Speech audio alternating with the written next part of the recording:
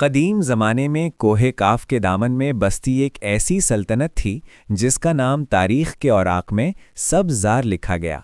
جہاں کا بادشاہ سلطان معاذ ایک عادل حکمران تھا، مگر برسوں سے اس کے آنگن میں کسی پھول کی خوشبو نہیں مہکی تھی۔ جب بخت جاگا اور ملکہ کی گود ہری ہوئی تو پوری سلطنت میں چراغاں کیا گیا۔ شہزادی گلبدن کی پیدائش محض ایک لخت جگر کی آمد نہ تھی، بلکہ قدرت کا ایک ایسا شاہکار تھی جس کی مثال روئے زمین پر نہیں ملتی تھی۔ اس کی آنکھوں میں جادو تھا اور پیشانی پر وہ نور جو ستاروں کو مات دیتا تھا۔ مگر جس رات وہ پیدا ہوئی، محل کے پرانے برگد پر ایک سیاہ سایہ منڈلانے لگا۔ یہ آذر خسرو تھا، ایک قدیم اور طاقتور جن، جس نے شہزادی کے پہلے سانس کے ساتھ ہی اپنی تقدیر اس کے وجود سے جوڑ لی۔ وہ جن محض ایک ہیبت ناک مخلوق نہیں تھا، بلکہ وہ صدیوں پرانی تاریکی کا امین تھا، جسے انسانی حسن سے ایک پراسرار اور خطرناک لگاؤ ہو چکا تھا۔ اس نے اسی رات یہ عہد کر لیا تھا کہ جب تک یہ کلی جوانی کی دہلیز پر قدم نہیں رکھتی، وہ اسے دنیا کی نظروں سے اوجھل رکھے گا، مگر جس روز یہ کلی پھول بنے گی، وہ اسے اپنے طلسمی حصار میں قید کر لے گا۔ وقت پر لگا کر اڑتا رہا اور شہزادی گلبدن کی رانائی کے چرچے چار سو پھیلنے لگے۔ وہ جتنی حسین تھی، اس سے کہیں زیادہ ذہین اور دور اندیش واقع ہوئی تھی، مگر اس کی 70ویں سالگرہ کے قریب آتے ہی محل کی فضاؤں میں ایک نامعلوم بوجھ محسوس ہونے لگا۔ پرندوں نے چہچہانا چھوڑ دیا اور شاہی باغ کے پھول بن کھلے ہی مرجھانے لگے۔ سلطان معاذ کے خوابوں میں اب ہولناک سائے رقص کرنے لگے تھے۔ شہزادی خود بھی ایک عجیب سی بے چینی کا شکار تھی۔ اسے محسوس ہوتا جیسے کوئی اندیکھی آنکھیں اسے ہر پل تعاقب کر رہی ہیں۔ محل کے بوڑھے نجومیوں نے خبردار کر دیا تھا کہ یہ خاموشی کسی بڑے طوفان کا پیش خیمہ ہے۔ آذر خسرو کا جنون اب انتہا کو چھو رہا تھا۔ وہ انسانوں کی بستی میں رہ کر بھی ان سے الگ اپنی ایک ایسی دنیا بسا چکا تھا جہاں صرف گلبدن کی پرستش کا قانون نافذ تھا۔ اس کی محبت میں وہ تڑپ نہیں تھی جو انسانوں کا شیوا ہے، بلکہ اس میں وہ خود غرضی اور تاریکی تھی جو جن زادوں کی جبلت میں شامل ہوتی ہے۔ وہ اس کے 70ویں سال کے مکمل ہونے کا منتظر تھا تاکہ وہ اسے اس کی دنیا سے چھین کر اپنی تاریک سلطنت کا حصہ بنا سکے۔ آخرکار وہ منحوس رات آ پہنچی جس کا ڈر سب کے دلوں میں تھا۔ شہزادی کی 70ویں سالگرہ کے جشن کی تیاریاں عروج پر تھیں کہ اچانک آسمان کا رنگ خونی مائل سیاہ ہو گیا۔ تیز آندھیوں نے محل کے فانوس گل کر دیے اور ایک زوردار کڑک کے ساتھ زمین لرز اٹھی۔ چیخو پکار کے عالم میں جب روشنی دوبارہ ہوئی تو شہزادی کا کہیں نام و نشان نہ تھا۔ سلطان معاذ کی دنیا اجڑ چکی تھی۔ اگلے ہی روز پورے ملک میں منادی کرا دی گئی کہ جو کوئی شہزادی کو اس جن کے چنگل سے چھڑا لائے گا، اس کا نکاح شہزادی سے کر دیا جائے گا اور وہ تخت و تاج کا وارث ہوگا۔ اس اعلان نے جہاں بہادروں کو جوش دلایا، وہیں ہمسایہ ملک کے شہزادے زریاب کی رال بھی ٹپک پڑی۔ زریاب جس کی ریاست قرضوں میں ڈوبی ہوئی تھی اور جس کا غرور اس کی مفلسی سے بڑا تھا، اسے یہ سنہرا موقع لگا۔ دوسری طرف بستی کا ایک عام سا لکڑاہارا بختیار، جو برسوں سے خاموشی سے شہزادی کی ایک جھلک کا اسیر تھا، اپنی کلہاڑی اٹھا کر اس کٹھن سفر پر نکل کھڑا ہوا۔ اسے نہ تاج کی تمنا تھی نہ تخت کی، اسے بس اس معصوم کلی کی فکر تھی جو اب کسی ہولناک طلسم کی اسیر تھی۔ یوں ایک خودغرض شہزادے اور ایک سچے عاشق کا سفر اس ہولناک جنگل کی سمت شروع ہوا جہاں موت ہر قدم پر رقص کر رہی تھی۔ سفر کا آغاز ہوا تو سورج کی تمازت بھی جیسے خوف سے پیلی پڑ گئی تھی۔ سلطنت سبزار کی حدود ختم ہوتے ہی وادی ہول کی ہیبتناک وسعتیں شروع ہوتی تھیں جہاں قدم رکھنا موت کے جبڑے میں سر دینے کے مترادف تھا۔ شہزادہ زریاب اپنے زرق برق لباس اور طلائی زین والے گھوڑے پر سوار تکبر کے نشے میں چور سب سے آگے تھا، مگر اس کی آنکھوں میں چھپی ہوس اس کے شاہانہ وقار پر غالب آ رہی تھی۔ اسے شہزادی کی زندگی سے زیادہ ان خزانوں کی فکر تھی جو اس شادی کے نتیجے میں اس کی مقروض اور دیوالیہ ریاست کو دوبارہ زندگی دے سکتے تھے۔ اس کے برعکس بختیار اپنی پرانی کلہاڑی کندھے پر رکھے ننگے پاؤں خاردار راستوں پر چل رہا تھا۔ اس کے دل میں نہ کوئی لالچ تھا اور نہ ہی سر پر تاج کا سودا، بس ایک تڑپ تھی کہ اس معصوم کلی کو جن کے بے رحم اور تاریک ہاتھوں سے کیسے بچایا جائے۔ جنگل کے قدیم درختوں کی شاخیں کسی پیاسے اژدہے کی طرح پھیلی ہوئی تھیں اور ہواؤں میں ایسی سنسناہٹ تھی جیسے ہزاروں بدروہیں مسافروں کو گمراہ کرنے کے لیے سرگوشیاں کر رہی ہوں۔ جوں وہ اس پراسرار جنگل کے قلب کی طرف بڑھتے گئے، فضا بوجھل اور زہریلی ہوتی چلی گئی۔ راستے میں ایک ایسی ندی آئی جس کا پانی سیاہ سیاہی کی طرح گاڑھا اور بدبودار تھا۔ اسے رود اشک کہا جاتا تھا کیونکہ اس کے بہاؤ میں غرق ہونے والے مظلوموں کی آہیں سنائی دیتی تھیں۔ شہزادہ زریاب نے جب اپنے گھوڑے کو پانی میں اتارنے کی کوشش کی تو جانور نے خوف سے بھدک کر قدم پیچھے ہٹا لیے۔ غصے اور رونق میں بھپرے شہزادے نے بے رحمی سے گھوڑے کو کوڑے مارنے شروع کر دیے۔ اسے اس وفادار جانور کی تکلیف کا ذرہ برابر احساس نہ تھا۔ زریاب کا خیال تھا کہ دنیا کی ہر رکاوٹ جبر اور طاقت سے عبور کی جا سکتی ہے، مگر وہ یہ بھول گیا تھا کہ جادو کی اس نگری میں جسمانی قوت سے زیادہ روح کی پاکیزگی اور تحمل کام آتا ہے۔ بختیار خاموشی سے یہ سب دیکھ رہا تھا۔ اس نے پانی کی لہروں میں چھپے اس خطرناک راز کو بھانپ لیا جسے زریاب کی اندھی انا نہ دیکھ سکی۔ اس نے اپنی کلہاڑی اٹھائی اور ایک سوکھے ہوئے بلند قامت درخت کے تنے کو کچھ اس مہارت سے کاٹ کر ندی پر گرایا کہ ایک مضبوط پل تیار ہو گیا، مگر اس مشقت میں اس کے اپنے ہاتھ زخمی ہو کر لہو لہان ہو گئے۔ ابھی وہ اس عارضی پل کی مدد سے ندی عبور کرنے ہی والے تھے کہ پانی کے اندر سے ایک ہولناک آواز ابھری اور ساکن لہروں میں شدید تلاطم برپا ہو گیا۔ ایک دیو قامت آبی درندہ جس کے جسم پر مچھلی کے نوکیلے چھلکے اور سر پر سینکڑوں کالے سانپ لہرا رہے تھے، پانی کی سطح چیر کر نمودار ہوا۔ یہ آبی ہیولا جن آذر خسرو کا پہلا پہرے دار تھا جسے حکم تھا کہ ہر اس شخص کے ٹکڑے کر دے جو شہزادی کے تعاقب میں قدم بڑھائے۔ شہزادہ زریاب نے جب اس خوفناک بلا کو سامنے دیکھا تو اس کے ہاتھ پاؤں پھول گئے اور وہ اپنے سپاہیوں کو ڈھال بنا کر خود پیچھے کی طرف بھاگنے لگا۔ اس کی بزدلی اس کے بلند بانگ داووں کا پول کھول رہی تھی۔ دوسری طرف بختیار، جس کے پاس نہ کوئی ڈھال تھی نہ شاہی ہتھیار، اپنی لکڑی کاٹنے والی کلہاڑی تھامے اس درندے کی آنکھوں میں آنکھیں ڈال کر کھڑا ہو گیا۔ اس کی جرت دیکھ کر وہ آبی ہیولا بھی ایک لمحے کو ٹھٹک گیا، کیونکہ اس نے برسوں سے کسی فانی انسان میں اتنی بے خوفی اور سکون نہیں دیکھا تھا۔ جنگل کی تاریکی میں اب ایک ایسی لڑائی کا آغاز ہونے والا تھا جہاں ایک طرف شاہی غرور لرز رہا تھا اور دوسری طرف ایک مفلس لکڑہارے کا ایثار اسے چٹان کی طرح مضبوط بنائے ہوئے تھا۔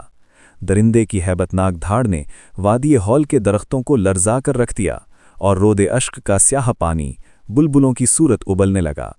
شہزادہ زریاب، جس کے سینے پر شاہی تمغے اس کی بہادری کے جھوٹے گواہ تھے، خوف کے مارے پیچھے ہٹتے ہوئے اپنے گھوڑے کی لگامیں توڑ بیٹھا۔ اس کی نظریں شہزادی کی نجات سے زیادہ اپنی زندگی کی سلامتی تلاش کر رہی تھیں۔ بختیار نے دیکھا کہ وہ آبی ہیولا محض گوشت و پوست کا جاندار نہیں بلکہ جن آذر خسرو کے سحر سے گندھا ہوا ایک شیطانی سایہ ہے جس کی آنکھیں دہکتے ہوئے کوئلوں کی مانند سرخ تھیں۔ جیسے ہی درندے نے اپنا وزنی ہاتھ بختیار پہ دے مارا، لکڑہارے نے پھرتی سے کلا بازی کھائی اور وہ ضرب اس لکڑی کے پل پر لگی جو بختیار نے ابھی تیار کیا تھا۔ پل کا ایک حصہ ٹوٹ کر گرا، مگر بختیار نے ہمت نہ ہاری۔ اسے ادراک تھا کہ اس بلا کا اصل مرکز اس کی پیشانی پر چمکتا ہوا وہ نیلم ہے جو جن کی طاقت کا منبع معلوم ہوتا تھا۔ زریاب نے دور کھڑے ہو کر بلند آواز میں اپنے سپاہیوں کو حکم دیا کہ وہ آگے بڑھیں، مگر خود ایک قدم بھی آگے بڑھانے کی جرت نہ کی، بلکہ وہ تو اس انتظار میں تھا کہ بختیار اس مارکے میں کام آ جائے تاکہ وہ فاتح بن کر شہزادی تک پہنچنے کا صحرا اپنے سر سجا سکے۔ بختیار نے اپنی کلہاڑی کو دونوں ہاتھوں سے مضبوطی سے تھاما اور ایک گہری سانس لے کر درندے کے عین سامنے کھڑا ہو گیا۔ جب ہیولا نے دوبارہ حملہ کرنے کے لیے اپنا منہ کھولا تو اس کے زہریلے لعاب کی بو سے فضا بوجھل ہو گئی۔ بختیار نے کلہاڑی کی دھار کو مٹی سے رگڑ کر اس پر جمی کائی صاف کی اور ایک ایسی جست لگائی جو ایک عام انسان کے بس سے باہر معلوم ہوتی تھی۔ اس نے پوری قوت سے کلہاڑی کا بھرپور وار درندے کی پیشانی پر موجود اس نیلم پر کیا۔ ایک زوردار دھماکہ ہوا اور سیاہ خون کی دھاریں فوارے کی طرح بلند ہوئیں۔ درندہ درد سے کراہتے ہوئے پیچھے ہٹا اور اس کا وجود آہستہ آہستہ اسی سیاہ ندی کے پانی میں پگھلنے لگا۔ ندی کی لہریں ایک لمحے کو تھم گئیں اور فضا میں پھیلا ہوا زہریلا دھواں چھٹنے لگا۔ بختیار اس جان لیوا جدوجہد کے بعد ہانپ رہا تھا اور اس کے بازو پر درندے کے ناخنوں کا گہرا زخم آ چکا تھا جس سے نیلا خون رس رہا تھا، جو اس بات کی علامت تھی کہ طلسمی اثرات اس کے جسم میں سرایت کرنے لگے ہیں۔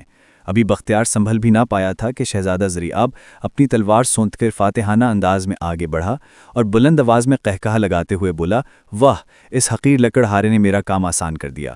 اب یہ راستہ صاف ہے اور شہزادی کا تخت میرا منتظر ہے۔ اس نے بختیار کے زخم کی پرواہ کیے بغیر اسے ایک طرف ڈھکیلا اور اپنے گھوڑے کو ایڑ لگا کر ندی کے اس پار لے گیا جو اب پرسکون ہو چکی تھی۔ بختیار نے درد کی شدت سے کرہاتے ہوئے اپنا زخم کپڑے سے باندھا اور خاموشی سے اس کے پیچھے چل دیا۔ اس کے دل میں شہزادے کی اس کم ظرفی پر کوئی ملال نہ تھا، کیونکہ اس کا مقصد نام و نمود نہیں بلکہ گل بدن کی سلامتی تھی۔ جیسے ہی وہ ندی کے پار پہنچے، ان کا سامنا پتھر کے ان مجسموں سے ہوا جو برسوں پہلے یہاں آئے مسافروں کے تھے، جن کی آنکھوں میں ابھی تک وہ خوف منجمد تھا جو انہوں نے اپنی موت کے وقت دیکھا تھا۔ جنگل کی گہرائی اب انہیں وادی خاموشی کی طرف بلا رہی تھی، جہاں قدم قدم پر فریب اور نظر کا دھوکہ ان کا منتظر تھا۔ وادی خاموشی کی سرحدوں میں داخل ہوتے ہی ہوا کا دم گھٹنے لگا، جیسے فضا کے سینے پر کسی بھاری پتھر کا بوجھ رکھ دیا گیا ہو۔ بختیار کے بازو پر موجود زخم اب گہرا نیلا پڑ چکا تھا، اور مسموم لہریں اس کے پورے وجود میں سرایت کر کے اسے نڈھال کر رہی تھیں، مگر اس کے حوصلے کی لو ابھی تک مدھم نہیں ہوئی تھی۔ اس کی آنکھوں کے سامنے دھند چھانے لگی تھی، پھر بھی اس کے قدموں کی چاپ میں وہ استقامت تھی جو صرف سچے جذبوں کا خاصہ ہوتی ہے۔ زریاب، جو اپنے گھوڑے پر کسی مغرور فاتح کی طرح سوار تھا، بار بار پیچھے مڑ کر حقارت آمیز نظروں سے اس نحیف لکڑہارے کو دیکھتا اور دل ہی دل میں خوش ہوتا کہ جلد ہی یہ بوجھ اس کے راستے سے ہمیشہ کے لیے ہٹ جائے گا۔ اس وادی میں خاموشی ایسی تھی کہ انسان کو اپنے ہی دل کی دھڑکن کسی ہتھوڑے کی ضرب کی طرح سنائی دیتی تھی، اور ہر سو پھیلی ہوئی سفید دھن میں پرانے گناہوں کے سائے رقص کرتے محسوس ہوتے تھے جو مسافروں کے حواس چھیننے کے لیے ہمہ وقت تیار رہتے تھے۔ اچانک فضا میں ایک سحرانگیز خوشبو پھیلی، اور دھند کے پیچھے سے ایک عالی شان محل کے آثار نمودار ہوئے، جس کے دریچوں سے شہزادی گل بدن کی شبیہہ نظر آ رہی تھی۔ زریاب کی ہوس زدہ آنکھوں میں چمک لہرائی اور اس نے بغیر سوچے سمجھے اپنے گھوڑے کو اس سمت دوڑا دیا۔ اسے لگ رہا تھا کہ اس کی منزل اسے خود پکار رہی ہے۔ بختیار نے اپنی دھندلاتی بصارت سے اس فریب کو بھانپ لیا اور گرتے پڑتے شہزادے کو روکنے کی کوشش کی، مگر زریاب نے اپنے کوڑے کی ایک بھرپور وار سے اسے پیچھے دھکیل دیا اور چلایا، اے کمبخت لکڑہارے، تو کیا جانے شاہی مقدر کے فیصلے؟ یہ میری جیت کی پکار ہے جسے تیری منحوس آنکھیں نہیں دیکھ سکتیں۔ بختیار زمین پر گرا تو اس کا مسموم زخم مٹی سے اٹ گیا، مگر اس کی روح نے اسے ہار ماننے سے منع کر دیا، کیونکہ وہ جانتا تھا کہ یہ وادی فریب کا پہلا جال ہے جو کمزور ارادوں والے انسانوں کو اپنی لپیٹ میں لے لیتا ہے۔ زریاب جیسے ہی اس خیالی محل کے قریب پہنچا، وہ عمارت دھوئیں میں بدل گئی، اور اس کے قدموں تلے زمین ایک گہرے غار کی صورت میں پھٹ گئی، جس کی اتاہ گہرائیوں سے نکلنے والی چیخیں انسانی روح کو لرزہ دینے کے لیے کافی۔ شہزادہ زریاب بدحواسی میں غار کے دہانے سے لٹک گیا۔ اس کا سارا غرور اور تکبر اب ایک نحیف سی چیخ میں بدل چکا تھا جو نجات کی طالب تھی۔ بختیار، جس کا جسم بخار کی حدت سے تپ رہا تھا، گھسٹتا ہوا اس کے قریب پہنچا اور اپنی کلہاڑی کا دستہ اس کی طرف بڑھایا تاکہ وہ اسے موت کے اس جبڑے سے نکال سکے۔ زریاب نے اپنی جان بچانے کے لیے بختیار کا ہاتھ تو تھام لیا، مگر اس کی آنکھوں میں شکر گزاری کے بجائے ایک ایسی نفرت نے جنم لیا جو صرف ایک حاسد کے دل میں پیدا ہو سکتی ہے۔ جیسے ہی وہ دونوں اس غار سے دور ہوئے، سامنے ایک قدیم پتھر کی سل نمودار ہوئی، جس پر جن آزر خسروں کا عکس لہرایا اور ایک گرجدار آواز گونجی، جو اپنی ہی ہوس کا اسیر ہو، وہ میری قید سے گل بدن کو کیا چھڑائے گا۔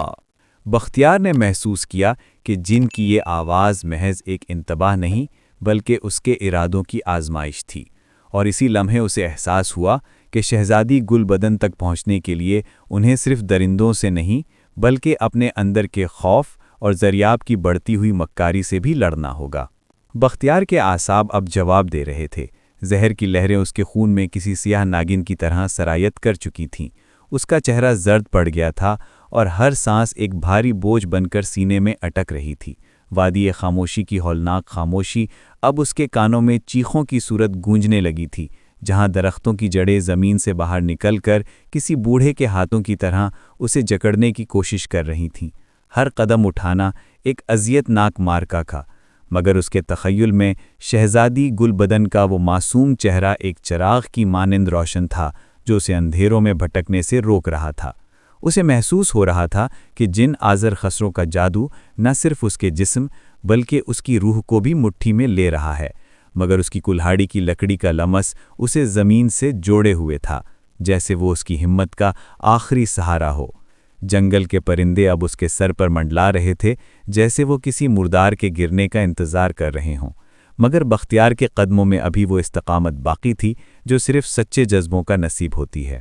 شہزادہ زریاب نے جب بختیار کی گرتی ہوئی حالت دیکھی تو اس کے لبوں پر ایک زہریلی مسکراہٹ نمودار ہوئی۔ اس کے نزدیک انسانی جان کی کوئی وقت نہ تھی، خاص طور پر ایک ایسے شخص کی جو اس کی بادشاہت کی راہ میں حائل ہو سکتا تھا۔ اس نے سوچا کہ اگر بختیار یہاں دم توڑ دیتا ہے تو وہ تنہا شہزادی کو بچانے کا جھوٹا دعویٰ کر کے نہ صرف گل بدن کو حاصل کر لے گا بلکہ اس کی سلطنت کے خزانے بھی اس کی مٹھی میں ہوں گے۔ جیسے ہی وہ ایک تنگ اور اندھیری غار کے دہانے پر پہنچے جسے غار فراموشی کہا جاتا تھا، زریاب نے اپنی چال چلی۔ اس نے بختیار سے جھوٹ بولا کہ غار کے اندر شہزادی کے زیورات گرے ہوئے ہیں اور اسے مدد کے بہانے اندر جانے پر اکسایا۔ جیسے ہی نڈھال بختیار غار کے اندھیرے میں داخل ہوا، زریاب نے اپنی پوری قوت سے ایک بھاری چٹان کو غار کے منہ پر دھکیل دیا تاکہ بختیار تڑپ تڑپ کر وہیں اپنی جان دے دے۔ اس کی آنکھوں میں ندامت کا کوئی سایہ نہ تھا، بلکہ وہ اپنی کامیابی کے زوم میں وہاں سے آگے بڑھ گیا، یہ بھول کر کہ ظلم کی بنیاد پر کھڑی کی گئی عمارت کبھی پائیدار نہیں ہوتی۔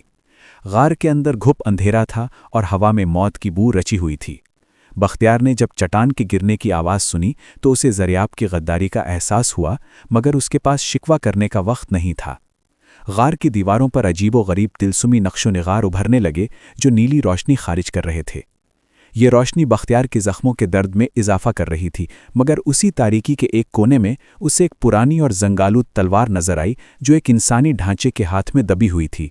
یہ کوئی عام تلوار نہیں تھی، بلکہ سیف قاطع تھی جو کبھی جنوں کے خلاف استعمال کی جاتی تھی۔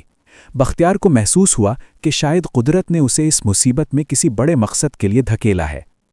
جیسے ہی اس نے کانپتے ہاتھوں سے اس تلوار کے دستے کو چھوا، ایک زوردار برقی جھٹکا اس کے پورے وجود میں دوڑ گیا اور اس کے جسم میں پھیلا ہوا زہر وقتی طور پر تھم گیا۔ مگر ابھی وہ سنبھل بھی نہ پایا تھا کہ غار کی گہرائیوں سے ایک ایسی ہولناک ہنسی ابھری جو جن آزر خسروں کے کسی نئے اور طاقتور پہرے دار کی موجودگی کو پتہ دے رہی تھی۔ غار کی وسوتوں میں گونجنے والا وہ مہیب قہقہا کسی فانی وجود کا نہیں بلکہ ان حسرتوں کا تھا جو صدیوں سے اس اندھیرے میں دم توڑ چکی تھیں۔ بختیار نے محسوس کیا کہ اس کے قدموں تلے زمین کسی دلدل کی طرح نرم ہو رہی ہے اور دیواروں سے رینگتے ہوئے سیاہ سائے ایک ہیولے کی صورت اختیار کر کے اس کے طرف بڑھ رہے ہیں۔ یہ ہیولہ ظلمت تھا، جن آزر خسروں کا وہ قدیم پہرے دار جو مسافروں کی یادداشتیں چاٹ کر انہیں زندہ لاشوں میں بدل دیتا تھا۔ بختیار کے ذہن پر دھن چھانے لگی، اسے اپنا نام، اپنا گھر اور اپنی کلہاڑی تک بھولنے لگی، مگر جیسے ہی اس کے ہاتھ کی گرفت سیف قاطع کے دستے پر مضبوط ہوئی، اس کے دل میں شہزادی گل بدن کا نقش کسی کوندے کی طرح لپکا۔ اس الہامی تلوار کی نیلی چمک نے غار کے ازلی اندھیروں کو چیر کر رکھ دیا، اور جیسے ہی بختیار نے ایک بھرپور وار فضا میں لہرایا، وہ سائے تکلیف سے چنگھاڑتے ہوئے پاش پاش ہو گئے۔ اس معرکے نے بختیار کو جسمانی طور پر نڈھال کر دیا تھا، مگر اس کی روح میں ایک نئی توانائی بھر دی تھی، کیونکہ اب اسے ادراک ہو چکا تھا کہ اس کا مقابلہ محض گوشت و پوشت کے دشمنوں سے نہیں بلکہ اس شیطانی جبلت سے ہے جو انسانی عزم کو مٹانے پر تلی ہوئی ہے۔ دوسری جانب شہزادہ زریاب بختیار کو موت کے جبڑے میں چھوڑ کر اپنی کامیابی کے زوم میں میدان سراب کی طرف بڑھ رہا تھا، جہاں ہر ریت کا ذرہ کسی ہیرے کی طرح چمک رہا تھا۔ اس کی نظروں میں اپنی ریاست کے وہ بھاری قرضے گھوم رہے تھے جنہیں وہ شہزادی کے حصول کے بعد شاہی خزانے سے اتارنا چاہتا تھا، مگر قدرت کی عدالت اپنا پہرا بٹھا چکی تھی۔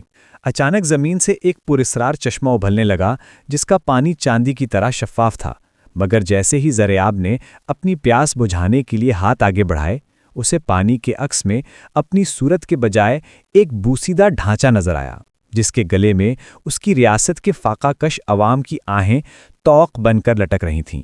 یہ چشمہ ضمیر تھا، جس کا کام انسان کو اس کی اصل حقیقت دکھانا تھا، مگر زریاب کا تکبر اتنا گہرا تھا کہ اس نے اس تنبیہ کو بھی جن کا جادو قرار دے کر رد کر دیا۔ اس کی خود پسندی نے اسے اتنا اندھا کر دیا تھا کہ وہ یہ محسوس ہی نہ کر سکا کہ جھاڑیوں میں چھپے آدم خور درندے اب اس کے انسانی خون کی بو پا چکے تھے، اور وہ اب تنہا تھا، بغیر کسی ایسے محافظ کے جو اپنی جان پر کھیل کر اس کی حفاظت کر سکے۔ غار کے اندر بختیار نے سیف قاطع کی دھار سے چٹان کے اس حصے کو ریشم کی طرح کاٹ پھینکا جس نے اس کا راستہ مسدود کر رکھا تھا، مگر باہر نکلتے ہی اسے فضا میں زریاب کی بدحواس چیخیں سنائی دیں۔ وہ دوڑتا ہوا اس سمت پہنچا جہاں زریاب کو درندوں کے ایک غول نے گھیر رکھا تھا جو کسی بھوکے بھیڑیے کی طرح اس کے شاہانہ لباس کو تار تار کرنے کے لیے پر توڑ رہے تھے۔ زریاب کی تلوار اس کے کامتے ہاتھوں سے گر چکی تھی اور وہ زمین پر ڈھیر اپنی زندگی کی بھیک مانگ رہا تھا۔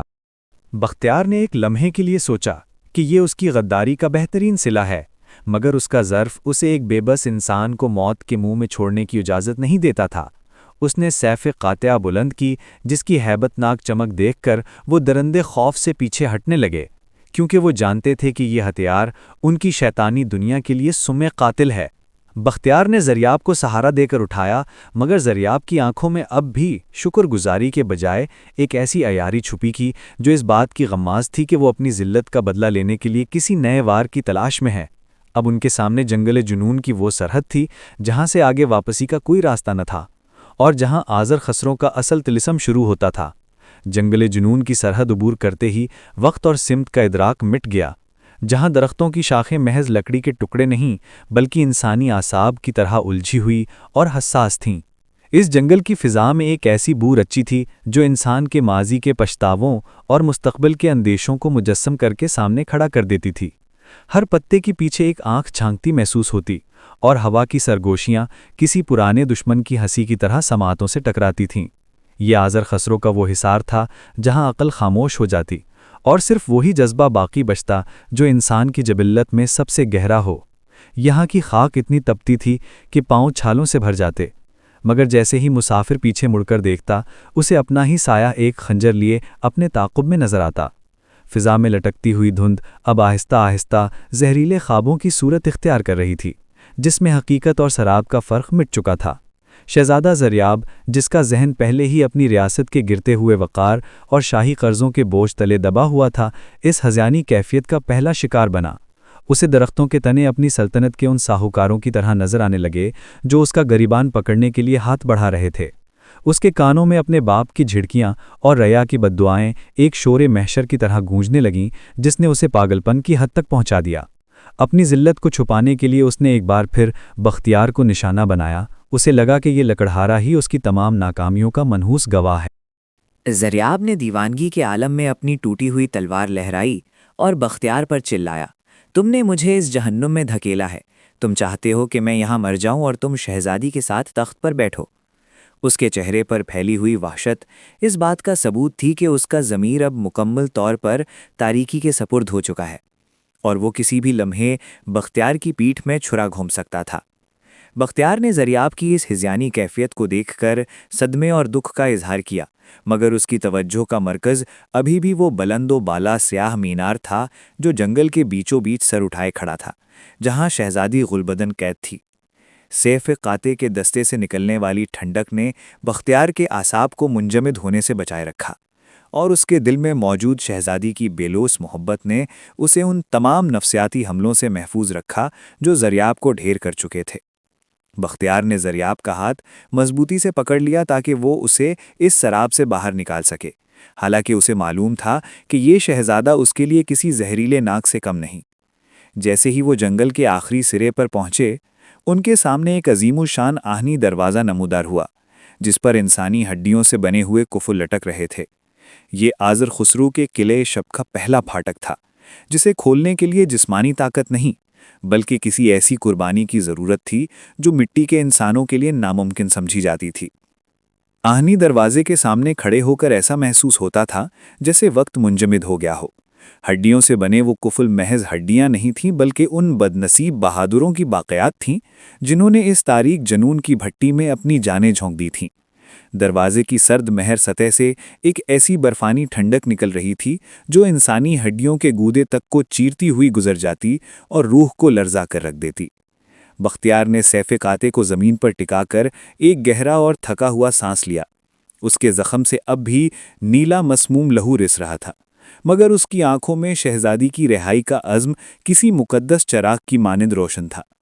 شہزادہ زریاب جو ابھی ابھی جنون کے جنگل سے نیم پاگل ہو کر نکلا تھا، اس عظیم الشان پھاٹک کو دیکھ کر ایک بار پھر اپنی ریاست کے سنہرے خواب بننے لگا۔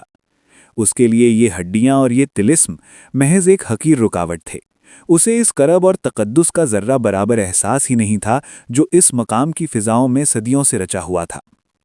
اس نے اپنی زنگ آلود اور ٹوٹی ہوئی تلوار سے دروازے پر ایک بھرپور ضرب لگانے کی ناکام کوشش کی، مگر آہنی سطح نے اسے کسی غضبناک لہر کی طرح اتنی زور سے پیچھے دھکیلا کہ وہ کئی فٹ دور جا کر پتھروں پر گرا۔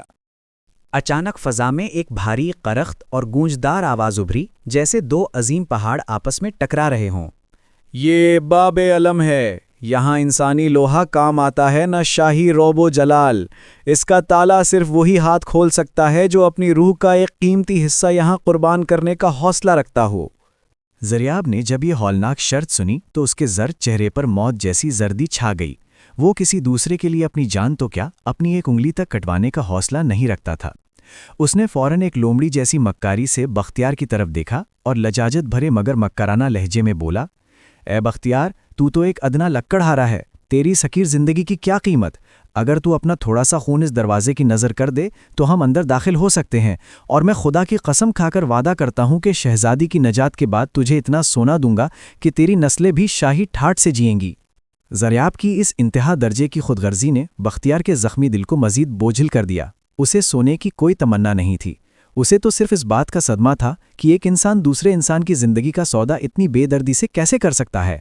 بختیار نے زریاب کو کوئی جواب دینا مناسب نہ سمجھا اور خاموشی سے لڑکھڑاتے قدموں کے ساتھ اس مہیب دروازے کے قریب پہنچا۔ اس نے اپنے زخمی بازو سے میلی پٹی کھولی اور اپنا بہتا ہوا نیلا لہو ہڈیوں سے بنے ان پر اسرار قفلوں پر ملنا شروع کر دیا۔ جیسے ہی خون کا پہلا قطرہ ہڈی پر گرا، پوری وادی ایک ہولناک اور دلدوز چیخ سے گونج اٹھی اور وہ سفید ہڈیاں کسی موم کی طرح پگھل کر زمین پر بہنے لگی۔ دروازہ ایک مہیب چھڑچڑاہٹ کے ساتھ دھیرے دھیرے کھلنے لگا، جس کے پیچھے تاریکی کا ایک ایسا اتھاہ سمندر ٹھاٹھے مار رہا تھا جس کی کوئی انتہا نظر نہیں آتی تھی۔ زریاب نے جب دیکھا کہ راستہ صاف ہو گیا ہے تو وہ بختیار کی تکلیف اور اس کی قربانی کو مکمل طور پر نظر انداز کرتے ہوئے سب سے پہلے اندر کی طرف لپکا تاکہ قلعے کے اندر موجود قیمتی نوادات اور شہزادی کے تخت پر قبضہ کر سکے۔ بختیار کی حالت اب فاقہ کشی اور خون کے زیاں سے مزید بگڑ چکی تھی، مگر وہ جانتا تھا کہ اصل جنگ تو ابھی شروع ہوئی ہے۔ قلعہ شب کے اندر قدم رکھتے ہی انہیں محسوس ہوا کہ اب وہ جن آزر خسروں کے براہ راست زیر اثر آ چکے ہیں، جہاں ہر دیوار سے شہزادی گل بدن کی سسکیاں ایک اذیت ناک موسیقی کی طرح سنائی دے رہی تھیں۔ قلعہ شب کی اندرونی فضا کسی مرطوب قبرستان جیسی تھی جہاں روشنی کا گزر ممنوع قرار دیا گیا تھا۔ دیواروں پر لٹکی ہوئی مشلوں سے سیاہ آگ کے شعلے بلند ہو رہے تھے جو روشنی کے بجائے تاریکی پھیلا رہے تھے۔ بختیار کے قدموں تلے بچھے ہوئے کالے سنگ مرمر سے ایسی سسکیاں ابھر رہی تھیں جیسے ہزاروں روحیں اس فرش میں پیوست ہوں۔ شہزادہ زریاب، جو اپنی ہوس میں اندھا ہو کر آگے بڑھا تھا، اچانک ایک وسیع ہال میں پہنچ کر رک گیا جہاں چھت سے زنگ آلود خنجر لٹک رہے تھے۔ بختیار میں اپنی سیف قاطع بلند کی جس کی نیلی ضیاء نے اس ہال کے مخفی گوشوں کو آشکار کر دیا۔ اسے محسوس ہوا کہ قلعے کی ہر اینٹ جن آزار خسرو کے جادوئی حصار میں جکڑی ہوئی ہے، اور وہ دونوں اب اس جال کا حصہ بن چکے ہیں جس سے نکلنے کا راستہ صرف خون کے سمندر سے ہو کر گزرتا تھا۔ بختیار کا وجود نقاہت سے لرز رہا تھا، مگر اس کے سینے میں شہزادی کی پکار ایک تڑپ بن کر مچل رہی تھی جو اسے گرنے نہیں دے رہی تھی۔ ہال کے وسط میں ایک عظیم الشان آئینہ نمودار ہوا جسے آئینہ غفلت کہا جاتا تھا۔ زریاب جیسے ہی اس کے سامنے پہنچا، اسے اپنی شبھی کے بجائے ایک ایسا منظر نظر آیا جہاں وہ ایک وسیع سلطنت کا تنہا وارث ہے اور دنیا کے تمام خزانے اس کے قدموں میں ڈھیر ہیں۔ اس سراب نے زریاب کے ہوش و حواس چھین لیے اور وہ دیوانہ وار آئینے کی سطح کو چومنے لگا، یہ بھول کر کہ اس کے پیچھے موت کا ایک گہرا کنواں اس کا منتظر ہے۔ جن آزار خسروں کا قہقہا قلعے کے در و دیوار سے ٹکرایا۔ اے مٹی کے کھلونے، تیری نظر صرف چمکتے پتھروں پر ہے، تو اس لکڑہارے کے خلوص کا مقابلہ کیا کرے گا؟ بختیار نے دیکھا کہ آئینے سے سیاہ ہاتھ نکل کر زریاب کو اندر کھینچ رہے ہیں، مگر وہ شہزادے کی اس ذلت پر خوش ہونے کے بجائے اس کی جان بچانے کے لیے آگے بڑھا۔ اس نے سیف قاطع کی بھرپور ضرب آئینے پر لگائی تو وہ ہزاروں ٹکڑوں میں بکھر گیا، اور ہر ٹکڑے سے ایک چیخ بلند ہوئی جو کسی مقید بدروح کے آزاد ہونے کی نوید تھی۔ آئینہ ٹوٹتے ہی وہ ہال غائب ہو گیا اور وہ دونوں ایک ایسی راہداری میں پہنچ گئے جہاں دیواروں پر شہزادی گلبدن کے عکس لہراتی ہوئی تصویروں کی صورت میں موجود تھے۔ ان تصویروں میں شہزادی کہیں رو رہی تھی اور کہیں جن کے سامنے رحم کی بھیک مانگ رہی تھی۔ یہ منظر دیکھ کر بختیار کی آنکھوں میں خون اتر آیا اور اس کا غصہ اس کی جسمانی کمزوری پر غالب آ گیا۔ زریاب جو ابھی موت کے منہ سے نکلا تھا، اب بھی اس کوشش میں تھا کہ کسی طرح وہ جادوئی تاج حاصل کر لے جو راہداری کے آخر میں ایک ستون پر رکھا چمک رہا تھا۔ وہ یہ نہیں جانتا تھا کہ یہ تاج جن کا آخری دھوکہ ہے جو پہننے والے کو ہمیشہ کے لیے پتھر کا بنا دیتا ہے۔ بختیار نے اسے پکارا، مگر زریاب کے کانوں پر ہوس کا پردہ پڑ چکا تھا۔ اسی لمحے راہداری کے آخری سرے پر ایک ہیبتناک سایہ نمودار ہوا جس کے ہاتھ میں ایک دہکتا ہوا گرز تھا۔ یہ آذر خسرو کا سپہ سالار برق سیاہ تھا، جسے حکم تھا کہ شہزادی کے حجرے تک پہنچنے والے ہر فانی وجود کا سر قلم کر دے۔ برق سیاہ کا وجود کسی منجمد دھوئیں کی مانند تھا جس کے اندر بجلی کی نیلی لکیریں تڑپ رہی تھیں، اور اس کا قد اس راہداری کی چھت کو چھو رہا تھا۔ اس کے ہاتھ میں موجود دہکتا ہوا گرز جب زمین سے ٹکراتا تو سنگ مرمر کے ٹکڑے فضا میں بارود کی طرح اڑنے لگتے اور ایک ہولناک ارتعاش پورے قلعے کو لرزا کر رکھ دیتا۔ شہزادہ زریاب، جو اس وقت تک تمام ہوش و حواس کھو چکا تھا، اس ہیبتناک منظر سے بے نیاز ہو کر اس سنہری تاج کی طرف بڑھ رہا تھا جو ایک طلسمی ستون پر رکھا اپنی ضیاء بکھیر رہا تھا۔ اس کی آنکھوں میں ہوس کا وہ غبار تھا جس نے اسے سامنے کھڑی موت کو دیکھنے سے بھی قاصر کر دیا تھا۔ اسے نہ تو بختیار کی گرتی ہوئی حالت کا احساس تھا اور نہ ہی اس پہرے دار کی غضبناک آنکھوں کا جو اسے بھسم کرنے کے لیے تیار تھیں۔ جن آذر خسروں کی طاقت کا یہ شاہکار پہرے دار محض ایک سپاہی نہیں تھا، بلکہ وہ تمام مسافروں کی تلخیوں کا مجموعہ تھا جو اس قلعے کی دیواروں میں دفن ہو چکے تھے، اور اب وہ بختیار کی روح کو مٹھی میں لینے کے لیے پر تول رہا تھا۔ بختیار نے اپنی نقاہت کو جھٹ کر سیف قاطع کو بلند کیا، جس کی نیلی روشنی اب اس کے ہاتھوں کے شدید لرزنے کے باوجود تھم نہیں رہی تھی۔ اس نے ایک زوردار نعرہ لگایا جو قلعے کی ازلی خاموشی کو چیرتا ہوا برق سیاہ کے کانوں سے ٹکرایا، جس نے اس ہیبتناک درندے کی توجہ زریاب سے ہٹا کر بختیار کی طرف مبذول کر دی۔ جیسے ہی برق سیاہ نے اپنا وزنی گرز بختیار پر دے مارا، فضا میں ایک ایسا دھماکہ ہوا کہ دیواروں پر لگی مشعلیں بجھ گئیں اور بختیار کے قدموں تلے زمین شک ہو گئی۔ لکڑہارے نے کمال جرأت سے اس وار کو روکا، مگر اس کے سینے میں موجود زہر کی حدت نے اسے دوبارہ خون تھوکنے پر مجبور کر دیا، جو فرش پر گرتے ہی سیاہ پڑ گیا۔ ہر وار کے ساتھ بختیار کی ہڈیاں تڑکنے کی آوازیں آ رہی تھیں، مگر اس کے تخیل میں شہزادی کی وہ سسکیاں ایک تازیانے کی طرح گونج رہی تھیں جو اسے پیچھے ہٹنے سے روک رہی تھیں۔ برق سیاہ کی طاقت بے پناہ تھی۔ وہ ایک ایسا حریف تھا جس کا مقابلہ محض جسمانی قوت سے ممکن نہ تھا، کیونکہ اس کے جسم سے نکلنے والی برقی لہریں بختیار کے اعصاب کو سن کر رہی تھیں۔ عین اسی لمحے جب بختیار اپنی زندگی کی آخری جنگ لڑ رہا تھا، زریاب نے اس سنہری تاج کو پکڑ لیا جس کی چمک نے اسے اندھا کر رکھا تھا۔ جیسے ہی اس کی انگلیاں اس ٹھنڈی دھات سے ٹکرائیں، تاج سے نکلنے والے کالے ناگوں نے زریاب کے بازوؤں کو جکڑنا شروع کر دیا اور اس کا گوشت پوست پتھر کے مجسمے میں تبدیل ہونے لگا۔ زریاب کی بزدلانہ اور کربناک چیخوں نے بختیار کی توجہ ایک لمحے کے لیے بھٹکائی، اور اسی غفلت کا فائدہ اٹھاتے ہوئے برق سیاہ نے ایک آخری اور مہلک وار بختیار کے زخمی کندھے پر کیا۔ بختیار درد کی شدت سے زمین پر ڈھیر ہو گیا، مگر گرتے گرتے اس نے سیف قاطع کو کچھ اس زاویے سے فضا میں لہرایا کہ وہ الہامی تلوار سیدھی برق سیاہ کے قلب میں جا دھنسی۔ ایک ہولناک دھماکے کے ساتھ وہ پہرے دار راکھ کے ڈھیر میں بدل گیا، مگر بختیار اب اتنا نڈھال تھا کہ اس کی آنکھیں موندنے لگی تھیں۔ اس نے دیکھا کہ زریاب کا آدھا دھڑ پتجر بن چکا ہے اور وہ بے بسی سے اسے پکار رہا ہے، جبکہ راہداری کے آخری سرے پر ایک بھاری آہنی دروازہ خود بخود کھلنے لگا ہے، جس کے پیچھے سے ایک ایسی خوشبو آ رہی تھی جو صرف شہزادی گل بدن کے وجود سے منسوب تھی۔ بختیار کے اعصاب اب ایک ایسی آخری حد پر تھے جہاں زندگی اور موت کا فرق مٹ جاتا ہے اور صرف ارادے کی قوت باقی رہتی ہے۔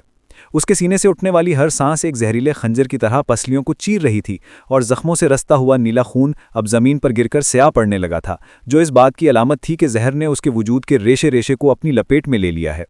اس نے لڑکھڑاتے ہوئے اپنے لرزتے ہاتھوں کو زمین پر ٹکایا اور ایک بار مڑ کر شہزادے زریاب کی طرف دیکھا، جس کا آدھا وجود اب مکمل طور پر بے جان اور سرد پتھر بن چکا تھا۔ زریاب کی منجمد آنکھوں میں اب بھی وہ ادھوری ہوس باقی تھی جو اسے عبرتناک انجام تک لے آئی تھی۔ اس کے پتھرائے ہوئے ہاتھ اب بھی اس منحوس سنہری تاج کو تھامے ہوئے تھے جو اب اس کے لیے ایک ابدی زنجیر اور قبر کا کتبہ بن چکا تھا۔ بختیار کے دل میں اس لمحے شہزادے کے لیے کوئی نفرت باقی نہیں رہی تھی، بلکہ گہرا انسانی ملال تھا کہ کس طرح ایک انسان مٹی کے چمکتے کھلونوں کی خاطر اپنی لافانی روح کا سودا کر لیتا ہے۔ اس نے اپنی صف قاطع کو ایک بیساکھی کی طرح استعمال کیا اور اپنے نڈھال جسم کو گھسیٹتے ہوئے اس آخری آہنی دروازے کی سمت بڑھا، جہاں سے گلابوں کی وہ قدیم جادوئی خوشبو آ رہی تھی جو اسے بچپن کے گمگشتہ خوابوں کی یاد دلاتی تھی۔ جیسے ہی اس نے اس دروازے کی دہلیز پار کی، ایک ایسا سحر انگیز مگر ہولناک منظر اس کے سامنے تھا جس کی تاب لانا کسی عام انسان کے بس میں نہ تھا۔ یہ قلعہ شب کا سب سے بلند برج تھا، جہاں دیواریں شفاف بلور کی بنی تھیں اور ان کے پار آسمان پر 7 الگ الگ رنگوں کے چاند بیک وقت چمک رہے تھے، جن کی نیلی اور بنفشی روشنی پورے حجرے کو ایک خوابناک اور پر اسرار رنگ دے رہی تھی۔ کمرے کے وسط میں صندل کے ایک تخت پر شہزادی گلبدن بالکل ساکت بیٹھی تھی۔ اس کا حسن اب بھی بے مثال تھا، مگر اس کے چہرے کی زردی اور آنکھوں کے گرد پھیلے ہوئے گہرے سیاہ حلقے اس کی طویل قید اور بے پناہ ذہنی اذیت کی خاموش گواہی دے رہے تھے۔ وہ کسی زندہ انسان کے بجائے سنگ مرمر سے تراشے ہوئے ایک بت کی طرح خاموش تھی، جیسے اس کی روح کو آذر خسرو نے کسی طلسمی حصار میں مقید کر دیا ہو۔ بختیار کو لہولہان حالت میں دیکھ کر اس کی پلکیں یکلخت تھر تھرائیں اور اس کی ویران آنکھوں میں ایک ایسی چمک لہرائی جو بیک وقت امید اور ہولناک خوف کا عجیب آمیزہ تھی۔ اسے اپنی بصارت پر یقین نہیں آ رہا تھا کہ ایک عام سا لکڑہارا جس کے کپڑے تار تار ہیں اور بدن زخموں سے چور ہے، ان تمام شیطانی پہرے داروں کو پار کر کے یہاں تک پہنچ سکتا ہے جن کا نام سن کر بڑے بڑے سورماؤں کے پتے پانی ہو جاتے ہیں۔ بختیار نے تخت کے قریب پہنچ کر اپنے کانپتے ہوئے گھٹنے ٹیک دیے اور نہایت لرزتی مگر باوقار آواز میں کہا، اے شہزادی، آپ کا یہ ادنا خادم حاضر ہے۔ میں آپ کو اس ظلم قدے سے نکالنے آیا ہوں، چاہے میری زندگی کی یہ آخری گھڑی ہی کیوں نہ ہو۔ گل بدن نے جب اپنے لرزتے ہوئے ہاتھ بختیار کے زخمی سر پر رکھے تو بختیار کو محسوس ہوا جیسے اس کے جسم کے اندر دہکتی ہوئی زہریلی حدت اچانک کم ہو رہی ہے، مگر اسی لمحے پورے برج میں ایک ایسا ہولناک قہقہا گونجا جس نے بلور کی دیواروں میں دراڑیں ڈال دیں۔ آذر خسرو کا ہیبتناک سایہ چھت کی بلندیوں سے اتر کر ان کے سامنے آ کھڑا ہوا۔ اس کا قد و قامت اب پہلے سے کہیں زیادہ وسیع اور خوفناک تھا اور اس کی آنکھوں سے نکلنے والا سرخ شرر پورے کمرے کی فضا کو بھسم کر رہا تھا۔ جن نے نہایت حقارت سے بختیار کی طرف دیکھا اور گرج کر بولا، اے مٹی کے حقیر کیڑے، تو کیا سمجھتا ہے کہ ایک پرانی تلوار اور اپنے چند قطروں کی قربانی سے تو میری محبوبہ کو مجھ سے چھین لے گا؟ دیکھ اس مغرور شہزادے کا انجام جو تاج کا بھوکا تھا، اور اب دیکھ اپنا انجام جو اس عشق کی آگ میں خود کو جلانے آیا ہے۔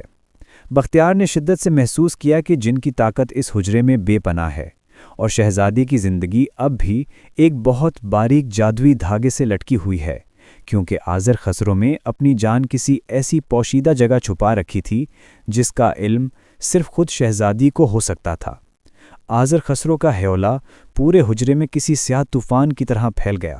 دیواروں پر جمی صدیوں پرانی گرد بھی اس کے جادوئی ارتعاش سے رقص کرنے لگی۔ جن نے اپنا ہاتھ ہوا میں لہرایا تو آگ کے مہیب بگولے بختیار کی سمت بڑھے، جنہوں نے اسے پوری قوت سے بلور کی دیوار سے جا مارا۔ بختیار کے منہ سے خون کا فوارہ چھوٹا، مگر اس نے اپنی گرفت سیف قاطع پر ڈھیلی نہ ہونے دی۔ وہ تلوار اب اس کے ٹوٹے ہوئے وجود کی آخری ڈھال تھی۔ تلوار کی نیلی روشنی بختیار کی ڈوبتی ہوئی سانسوں کے ساتھ مدھم ہو رہی تھی، کیونکہ زہر اور نکاہت نے اس کے جسمانی ریشوں کو پگھلانا شروع کر دیا تھا۔ جن کہا لگا کر بولا، اے خاک نشین، تو اس شہزادی کا خواب دیکھتا ہے جسے میں نے اپنی روح کے تاریک ریشوں سے بنا ہے۔ تیری ہر ضرب میرے سائے کو تو کاٹ سکتی ہے، مگر میری لافانی ہستی کو مٹانا تیرے بس کی بات نہیں۔ شہزادی گلبدن یہ خون چکا منظر دیکھ کر تڑپ اٹھی۔ اسے احساس ہوا کہ یہ لکڑہارا محض ایک نجات دہندہ نہیں، بلکہ اس کی زندگی کا وہ گوہر نایاب ہے جس کی خاطر قدرت نے اسے اس امتحان میں ڈالا تھا۔ اس نے تمام تر خوف کو جھٹک کر اپنی خاموشی کی زنجیریں توڑ دیں، اور اس کی آواز حجرے میں کسی سریلی مگر دردناک گھنٹی کی طرح گونجی۔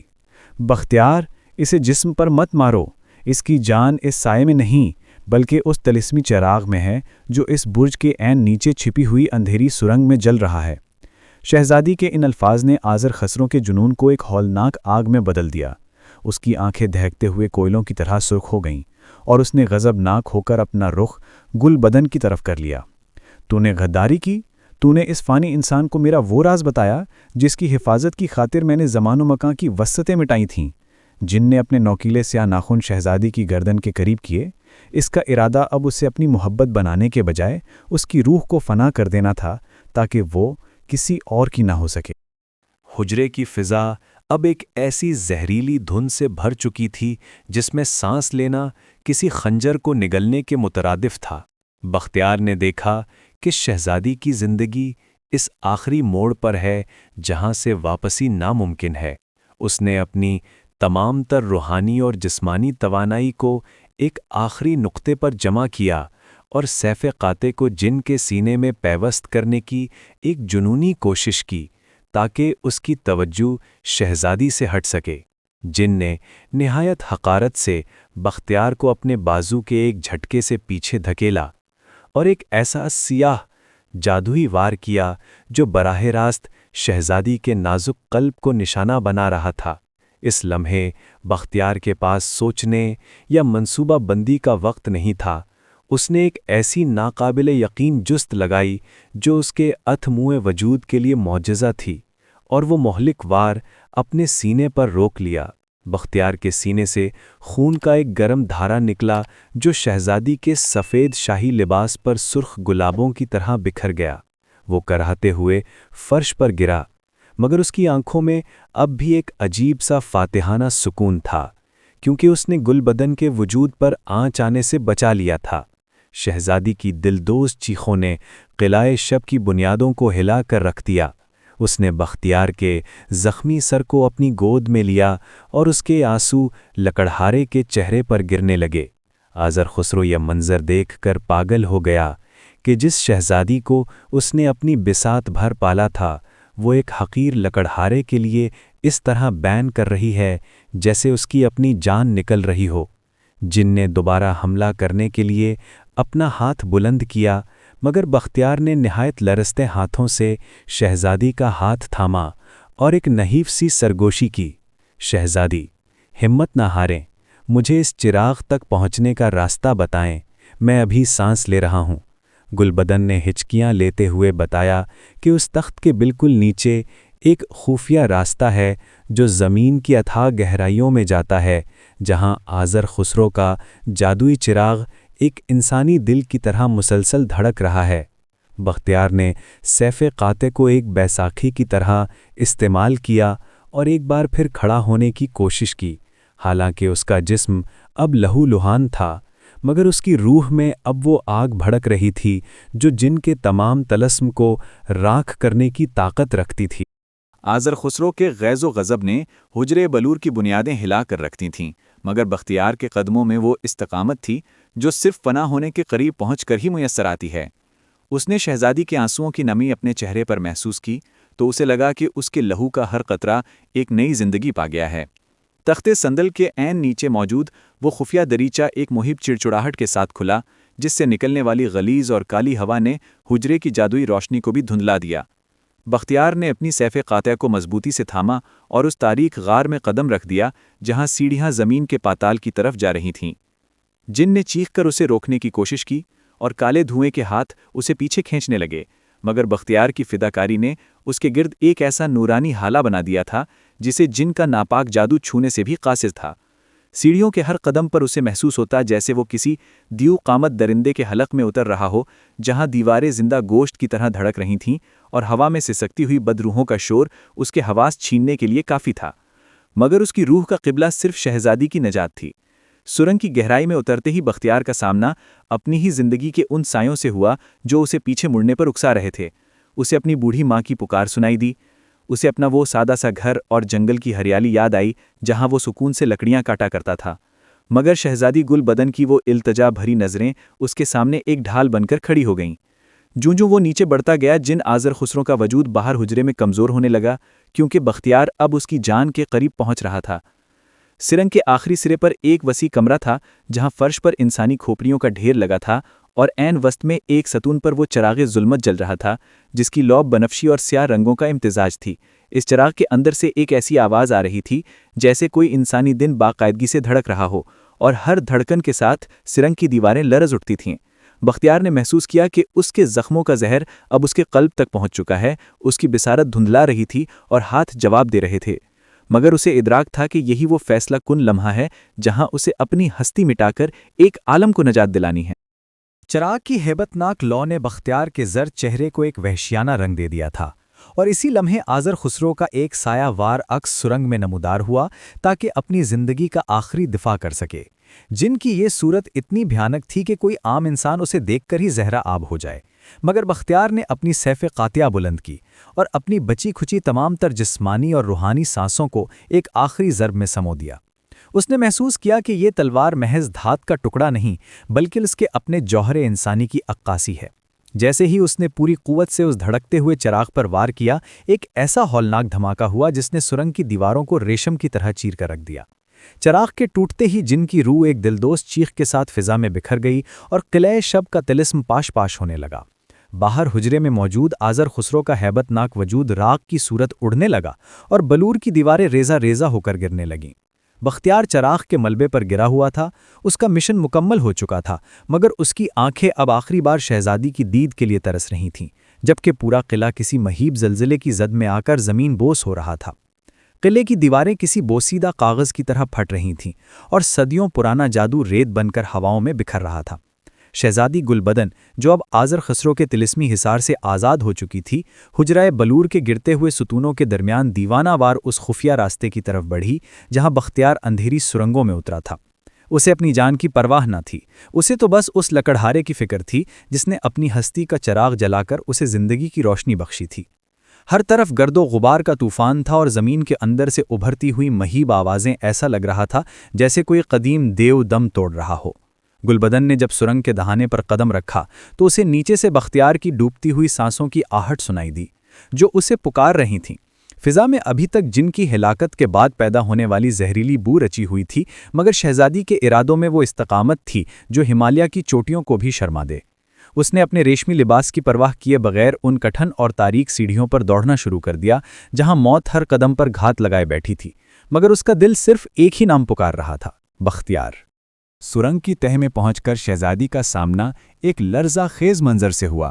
وہاں ہر طرف ٹوٹے ہوئے چراغ کا ملبہ بکھرا ہوا تھا اور بختیار خون میں لت پت اس ملبے کے بیچوں بیچ ساکت پڑا تھا۔ اس کے سینے سے نکلنے والا لہو اب زمین پر موجود انسانی کھوپڑیوں کو رنگ رہا تھا، مگر اس کے چہرے پر وہ سکون تھا جو صرف شہادت پانے والے سچے عاشقوں کا نصیب ہوتا ہے۔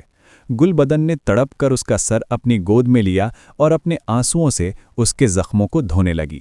بختیار نے نیم و آنکھوں سے اپنی محبوبہ کا چہرہ دیکھا تو اس کے لبوں پر ایک ایسی مسکراہٹ نمودار ہوئی جو ہزاروں جادوئی چراغوں سے زیادہ روشن تھی۔ شہزادی، آپ سلامت ہیں، بس میرا سفر یہیں تک تھا۔ اس کی آواز میں نقاہت تھی مگر لہجہ وقار سے بھرپور تھا۔ قلعے کی چھت اب دھیرے دھیرے نیچے آ رہی تھی اور پتھروں کے گرنے کی آوازیں قریب تر ہوتی جا رہی تھیں۔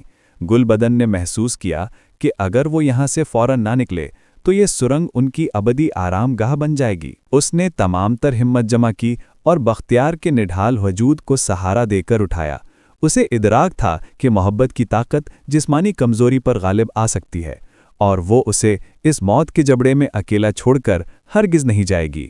جب وہ لڑکھڑاتے ہوئے راہداریوں سے گزر کر مرکزی ہال تک پہنچے تو ان کا سامنا شہزادہ زریاب کے اس عبرت ناک انجام سے ہوا جو اب مکمل طور پر ایک بے جان پتھر کا ستون بن چکا تھا۔ اس کا وہ مغرور چہرہ اور ہوس زدہ آنکھیں اب ابد تک کے لیے منجمد ہو چکی تھیں اور اس کا ہاتھ ابھی تک اس جھوٹے سنہری تاج کو تھامے ہوئے تھا جو اب محض مٹی کا ڈھیر بن چکا تھا۔ زریاب کا انجام اس بات کی گواہی دے رہا تھا کہ جو دوسروں کی زندگیوں کا سودا کرتے ہیں، قدرت انہیں کبھی معاف نہیں کرتی۔ قلعے کے عظیم الشان دروازے اب دھور میں بدل رہے تھے اور باہر سے صبح صادق کی پہلی کرنیں اندھیروں کو چیرتی ہوئی اندر آ رہی تھیں۔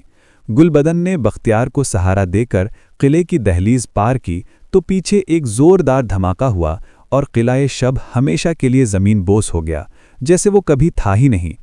سامنے دور افق پر سبزار کی سرحدیں نظر آ رہی تھیں، مگر بختیار کے زخم اب بھی شدت سے رس رہے تھے اور جن کا زہر اس کی روح کو تسخیر کرنے کی آخری کوشش کر رہا تھا۔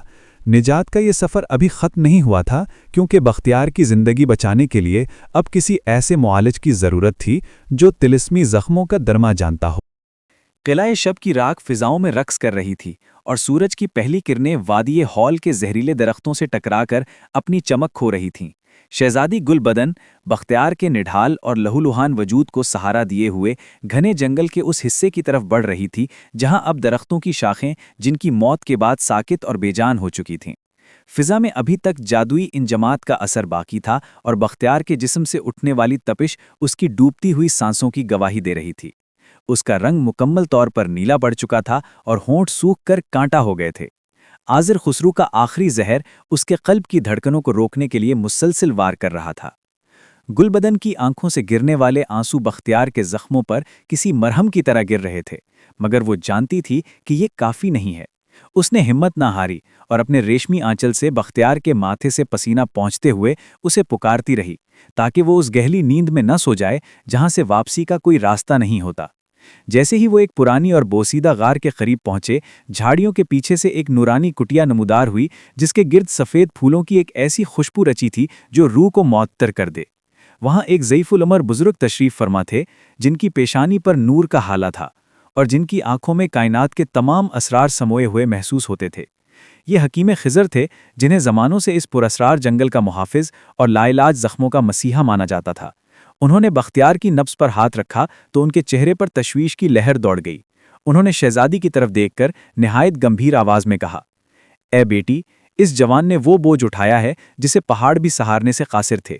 یہ زہر محض ایک جن کا وار نہیں، بلکہ یہ صدیوں کی تاریخ ہوس کا نچوڑ ہے جو اب اس کے خون میں گردش کر رہا ہے۔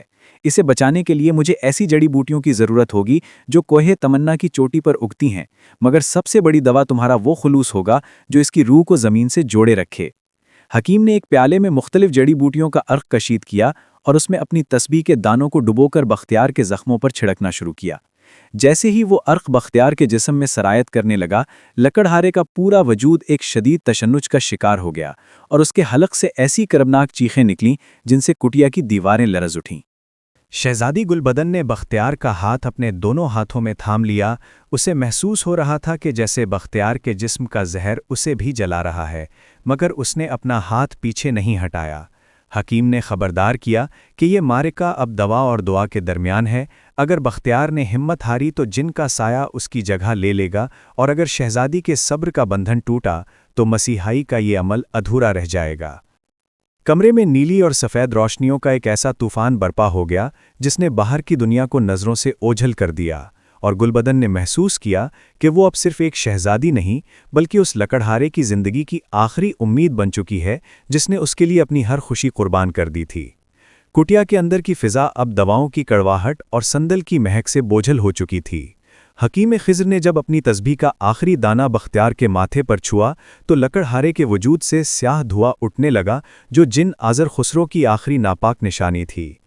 بختیار کا جسم لکڑی کی طرح سخت ہو گیا تھا اور اس کی رگیں نیلی پڑ کر گوشت سے باہر ابھر آئی تھیں۔ شہزادی گلبدن نے اس کا ہاتھ اتنی مضبوطی سے تھام رکھا تھا کہ اس کی اپنی ہتھیلیاں بختیار کے جسم کی حدت سے جھلسنے لگی تھیں، مگر اس نے اف تک نہ کی۔ اسے محسوس ہو رہا تھا کہ وہ بختیار کے کرب کو اپنے اندر جذب کر رہی ہے، اور یہی وہ مقام عشق تھا جہاں دو روحیں ایک دوسرے کا بوجھ بانٹ لیتی ہیں۔ حکیم خضر نے بلند آواز میں کلمات حق کا ورد شروع کیا تو کٹیا کی دیواروں سے نور کی لہریں نکل کر بختیار کے زخموں میں پیوست ہونے لگیں۔ وہ سیاہ زہر جو بختیار کے قلب تک پہنچ چکا تھا اب آہستہ آہستہ پسینے کی صورت اس کے مساموں سے خارج ہو رہا تھا، جس کی بو اتنی مہیب تھی کہ عام انسان کی حصے شامہ اسے برداشت نہ کر پاتی۔ شہزادی نے آنکھیں موندے دل ہی دل میں اس خالق حقیقی سے بختیار کی زندگی کی بھیک مانگی جس کے قبضے میں موت اور حیات کی کنجیاں ہیں۔ بختیار کی آنکھیں جب لمحہ بھر کو کھلیں تو اسے لگا جیسے وہ کسی اتھاہ گہرائی سے سطح آب کی طرف لوٹ رہا ہو۔ اسے اپنے بچپن کے وہ دن یاد آئے جب وہ جنگل میں بے فکری سے کلہاڑی چلاتا تھا، اور پھر وہ منظر بھی سامنے آیا جب اس نے پہلی بار شہزادی گلبدن کو دور سے دیکھا تھا۔ جن کی تاریکی نے اسے مٹانے کی پوری کوشش کی تھی، مگر گلبدن کے لمس کی ٹھنڈک نے اسے موت کے سرد غار سے باہر کھینچ لیا۔ اس نے گہرا اور تکلیف دہ سانس لیا تو اس کے پھیپھڑوں میں وہ زہریلی ہوا ختم ہو چکی تھی جو قلعہ شب میں اس کا دم گھونٹ رہی تھی۔ اس نے سامنے دھندلی بصارت سے حکیم خضر کے نورانی چہرے کو دیکھا جو مسکرا رہے تھے، جیسے وہ اس کی جیت کی گواہی دے رہے ہوں۔ بختیار نے بولنے کی کوشش کی، مگر اس کے لب ابھی تک خشک اور بے جان تھے۔ شہزادی نے لپک کر اسے پانی کا گھونٹ پلایا تو اس کی رگوں میں زندگی کا خون دوبارہ دوڑنے لگا۔ اس کے جسم پر لگے وہ گہرے زخم جو جن کے ناخنوں اور غر سے آئے تھے اب بھرنا شروع ہو گئے تھے، حالانکہ ان کے نشان ابد تک اس کی بہادری اور ایثار کی گواہی دینے کے لیے اس کے بدن پر موجود رہنے والے تھے۔ سورج اب پوری آب و تاب سے چمک رہا تھا اور وادی ہال کی وہ مہیب خاموشی ایک خوشگوار نغمگی میں بدل چکی تھی۔ حکیم خضر نے بختیار کو سہارا دے کر بٹھایا اور شہزادی سے مخاطب ہوئے، اے بیٹی، تم نے اس آزمائش میں وہ کر دکھایا جو بڑے بڑے بہادر نہ کر سکے۔ اس جوان کی زندگی اب تمہاری دعاؤں کی مرہون منت ہے، مگر یاد رکھو سلطنت کی واپسی کا راستہ ان جنگلوں سے زیادہ دشوار گزار ہو سکتا ہے۔ دنیا صرف تمہاری نجات دیکھے گی، مگر اس لکڑہارے کی قربانی کو تسلیم کرنے کے لیے ان کے پاس وہ آنکھ نہیں ہوگی جو جوہر انسانی کو پہچان سکے۔ بختیار نے اپنی سیف قاطع کو دیکھا جو اب ایک عام تلوار کی طرح پرسکون تھی، مگر اس کا نیلا رنگ اب بھی اس کی جادوئی تاریخ کا پتہ دیتا تھا۔ شہزادی نے عزم سمیم کے ساتھ حکیم کے ہاتھ چومے اور بختیار کی طرف دیکھا۔ اسے معلوم تھا کہ سلطان معاذ کے دربار میں اب ایک نیا مارکا ان کا منتظر ہے، جہاں طبقاتی دیواریں اور شہزادہ زریاب کی موت کے سوالات ان کا راستہ روکیں گے۔ انہوں نے کٹیا سے رخصت لی تو جنگل کے پرندوں نے چہچہا کر ان کا استقبال کیا، جیسے وہ زمین کے ان سچے سپوتوں کو سلام پیش کر رہے ہوں جنہوں نے تاریکی کے سب سے بڑے دیو کو شکست دی تھی۔ جنگل کی پراسرار خاموشی اب پیچھے رہ گئی تھی اور فضا میں انسانی بستیوں کی مانوس مگر بوجھل بو رچنے لگی تھی۔ شہزادی غل بدن اور بختیار جب سلطنت سبززار کی سرحدوں پر پہنچے تو غروب ہوتے سورج کی سرخی نے ان کے تھکے ہوئے وجودوں کو ایک ہیبت ناک وقار عطا کر رکھا تھا۔ بختیار کے جسم پر لگے زخم اگرچہ مندمل ہو چکے تھے، مگر ان کے گہرے نشانات اس کی قبا سے جھانک رہے تھے جو کسی تمغے کی طرح اس کی فداکاری کا اشتہار دے رہے تھے۔ شہزادی نے اپنے شاہی رتبے کی تمام تر نزاکتوں کو بالائے طاق رکھتے ہوئے بختیار کے نڈھال کندھے کا سہارا لے رکھا تھا، جیسے وہ دنیا کو یہ پیغام دینا چاہتی ہو کہ اصل بادشاہت تخت و تاج میں نہیں بلکہ اس جوہر انسانی میں چھپی ہے جو موت کے سامنے بھی نہیں لرزتا۔ راستے میں ملنے والے دیہاتیوں نے جب اپنی گمگشتہ شہزادی کو ایک لہو لہان لکڑہارے کے ہمراہ دیکھا تو ان کی آنکھوں میں حیرت اور عقیدت کے ملے جلے جذبات ابھر آئے۔ افواہیں کسی جنگل کی آگ کی طرح پھیل گئیں کہ شہزادی تو واپس آ گئی ہے، مگر وہ مغرور شہزادہ زریاب کہاں ہے جس کے گھوڑے کی ٹاپوں نے زمین ہلا دی تھی؟ کسی کو معلوم نہ تھا کہ وہ ہوس کا اسیر اب قلعہ شب کے ملبے تلے پتھر کا ستون بن کر ابدی گمنامی کا شکار ہو چکا ہے۔ شہر پناہ کے عظیم الشان دروازے جب ایک طویل عرصے کے بعد شہزادی کے استقبال کے لیے کھلے تو نقاروں کی گونج نے آسمان سر پر اٹھا لیا، مگر یہ جشن ایک عجیب سی بے چینی کا شکار تھا۔ سلطان معاد اپنے درباریوں اور مشیروں کے جھرمٹ میں محل کے برآمدے پر کھڑے تھے۔ ان کی آنکھیں اپنی لخت جگر کو دیکھنے کے لیے ترس رہی تھیں، مگر جیسے ہی ان کی نظر بختیار پر پڑی ان کے ماتھے پر تیوری چڑھ گئی۔ دربار میں موجود شہزادہ زریاب کی ریاست کے سفیروں نے شور مچا دیا کہ ان کے شہزادے کا کیا ہوا اور یہ ادنا لکڑہارا شہزادی کے اپنے قریب کیسے ہے؟ بختیار نے خاموشی سے اپنی نیلی سیف قاطعہ زمین پر رکھ دی اور سلطان کے سامنے سر جھکا دیا۔ اس کی خاموشی میں وہ روپ تھا جو ہزاروں تلواروں پر بھاری تھا۔ شہزادی گلبدن نے جب اپنے باپ کی باہوں میں پناہ لی تو اس کی آنکھوں سے گرنے والے آنسو اب ممتا کی یاد میں نہیں بلکہ اس سماجی دیوار کے خلاف تھے جو اس کے اور بختیار کے درمیان حائل کی جا رہی تھی۔ اسے احساس ہوا کہ جن کو مارنا شاید آسان تھا، مگر ان انسانی تعصبات اور طبقاتی نفرتوں کا مقابلہ کرنا کہیں زیادہ کٹھن ہے جو صدیوں سے شاہی ایوانوں کی بنیادوں میں پیوست ہیں۔ سلطان معاد کے دربار میں اب ایک ایسا سکوت طاری تھا جس میں سانسوں کی آواز بھی ایک گنا معلوم ہوتی تھی۔ بادشاہ نے اپنی منادی یاد کی کہ جو شہزادی کو بچائے گا وہی تخت و تاج کا وارث اور داماد بنے گا، مگر ایک لکڑہارے کو اپنا جانشین تسلیم کرنا اس کے شاہانہ وقار کے خلاف تھا۔ وزراء نے کانا پھوسی شروع کر دی کہ زریاب کی ریاست کا قرضہ اب بھی سر پر ہے اور اس لکڑہارے کی موجودگی ایک بین الاقوامی تنازع کھڑا کر سکتی ہے۔ بختیار نے جب دیکھا کہ دربار کی فضا اس کے خلاف زہر اگل رہی ہے تو اس نے ایک لمحے کے لیے اپنی کلہاڑی کی طرف دیکھا جو اب بھی اس کے کمر سے بندھی تھی۔ اسے تخت کی ہوس کبھی نہیں تھی، اسے تو صرف اس کلی کی فکر تھی جسے اس نے تاریکی سے چھین کر لایا تھا۔ مگر شہزادی گلبدن نے جب دربار کے بیچوں بیچ کھڑے ہو کر بلند آواز میں اعلان کیا کہ بختیار کے بغیر اس کی زندگی اور اس کی نجات کی کوئی وقت نہیں تو ایوان شاہی کی دیواریں لرز اٹھیں۔ یہ ایک نئی جنگ کا آغاز تھا جہاں ایک طرف باپ کا تاج تھا اور دوسری طرف وہ لکڑہارا جس نے اپنی روح کا لہو دے کر اسے زندگی بخشی تھی۔ ایوان شاہی کی فضا مصلحتوں کے زہریلے دھوئیں سے بوجھل ہو چکی تھی، جہاں عدل و انصاف کی ترازو شاہی انا کے پرڑے میں جھکتی دکھائی دے رہی تھی۔ سلطان معاذ اپنے تخت پر متمکن تو تھے، مگر ان کے دل میں ایک طوفان برپا تھا۔ ایک طرف ان کا وہ قول تھا جو انہوں نے پوری مملکت کے سامنے ہارا تھا اور دوسری طرف وہ صدیوں پرانی طبقاتی دیوار تھی جسے ایک معمولی لکڑہارا اپنی ٹھوکر سے گرانے کے لیے تیار کھڑا تھا۔ وزیر اعظم نے، جو کہ شہزادہ زریاب کی ریاست سے خفیہ مراسم رکھتا تھا، سلطان کے کان میں زہر گھولنا شروع کر دیا کہ یہ لکڑہارا کوئی عام انسان نہیں بلکہ شاید اس جن کا علائقار ہے جس نے شہزادہ زریاب جیسے نامور سورما کو ٹھکانے لگا کر شہزادی کے دل پر جادو کر دیا ہے۔ دربار میں موجود درباریوں نے بھی ہم نوائی میں سر ہلانا شروع کر دیے کیونکہ وہ ایک لکڑہارے کو اپنے برابر بٹھانے کے تصور سے ہی لرز رہے تھے۔ بختیار خاموشی سے یہ سب تماشا دیکھ رہا تھا۔ اس کی نظریں نیچی تھیں مگر اس کے ماتھے پر موجود شکنیں اس کی روح میں اٹھنے والے دکھ کی گواہی دے رہی تھیں کہ جس شہزادی کو اس نے موت کے جبڑے سے نکالا اب اسی کی بستی کے لوگ اسے ایک مجرم کی طرح کٹہرے میں کھڑا کر رہے ہیں۔ بختیار نے جب دیکھا کہ سلطان کی خاموشی اس کی قربانیوں کی تذلیل بن رہی ہے تو اس نے قدم آگے بڑھایا اور نہایت پروقار لہجے میں مخاطب ہوا، اے ذل الہی، میں یہاں تخت و تاج کی بھیک مانگنے نہیں آیا، نہ ہی مجھے شاہی خزانوں کی ہوس نے ان ہولناک جنگلوں میں دھکیلا تھا۔ میں تو اس مٹی کا وہ بیٹا ہوں جس نے اپنی شہزادی کی پکار پر اپنی جان ہتھیلی پر رکھ دی تھی۔ اگر آپ کو لگتا ہے کہ ایک لکڑہارے کا خون شہزادوں کے لہو سے کمتر ہے تو مجھے شہزادی کی سلامتی کا مژدہ ہی کافی ہے۔ میں اپنی کلہاڑی اٹھا کر واپس اپنے جنگلوں کی خاک چھاننے چلا جاؤں گا۔ بختیار کے ان الفاظ نے دربار میں ایک سناٹا طاری کر دیا، مگر شہزادی گلبدن کی آنکھوں میں بجلیاں قوننے لگیں۔ وہ اپنے باپ کے سامنے ایک ڈھال بن کر کھڑی ہو گئی اور بلند آواز میں کہا کہ اگر اس دربار میں ایثار کی قدر نہیں تو وہ بھی اس تخت کو ٹھوکر مار کر بختیار کے ساتھ ہجرت کرنے پر تیار ہے۔ شہزادی کی اس جرأت نے سلطان معاذ کو ششو پنچ میں ڈال دیا، کیونکہ وہ جانتے تھے کہ اگر گلبدن چلی گئی تو ان کی زندگی کا واحد چراغ غل ہو جائے گا۔ مگر زریاب کے ملک سے آنے والے سفیروں کا دباؤ بھی بڑھتا جا رہا تھا جو اپنے شہزادے کا حساب مانگ رہے تھے۔ سلطان معاذ نے اپنی سفید داڑھی پر ہاتھ پھیرا اور ایک گہرا سانس لے کر اپنا آخری فیصلہ سنایا، جو دراصل بختیار کے لیے ایک نیا اور کٹھن امتحان تھا۔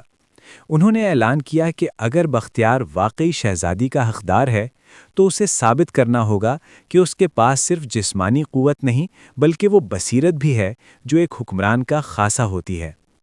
کل صبح دربار عام میں بختیار کے سامنے 2 صندوق رکھے جائیں گے، ایک میں شاہی خزانے کی قدیم ترین اشرفیاں ہوں گی اور دوسرے میں وہ خاک ہوگی جس پر شہزادی کے بچپن کے قدم پڑے تھے۔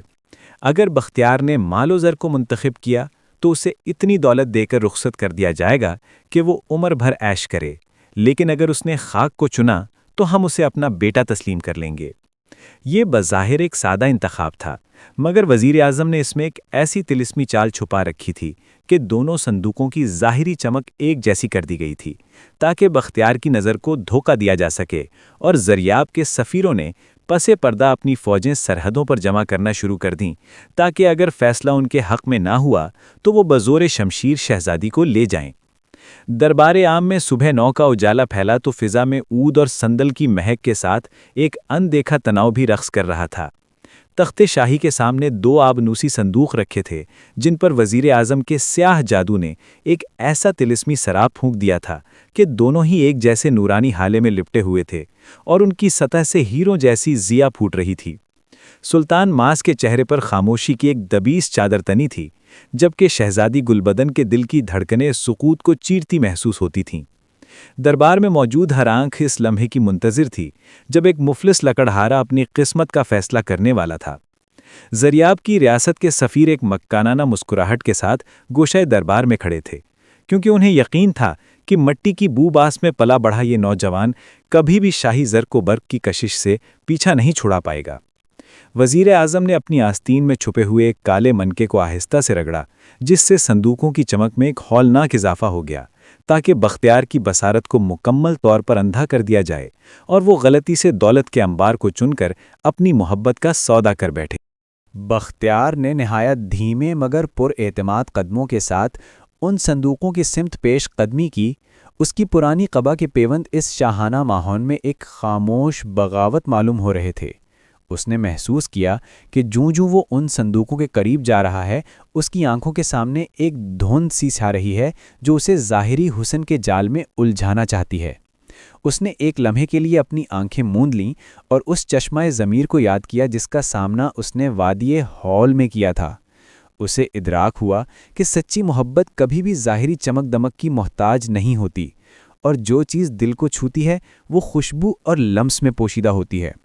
اس نے اپنا ہاتھ پہلے صندوق کی سطح پر رکھا تو اسے ایک ایسی برفانی ٹھنڈک محسوس ہوئی جو شہزادہ زریاب کے پتھرائے ہوئے وجود کی یاد دلاتی تھی۔ یہ سرد مہری ہوس اور لالچ کی علامت تھی۔ جیسے ہی اس نے دوسرے صندوق کے قریب ہاتھ بڑھایا، اسے ایک ایسی مانوس تپش اور مہک آئی جیسے برسات کے بعد تپتی زمین سے اٹھنے والی سوندھی خوشبو ہو، جس میں شہزادی کے بچپن کی کہکہوں کی گونج اور اس کی معصومیت بسی تھی۔ بختیار نے بغیر کسی ہچکچاہٹ کے دوسرے صندوق کا ڈھکنا اٹھا دیا اور چشم زدن میں دربار ایک الہامی نور سے بھر گیا۔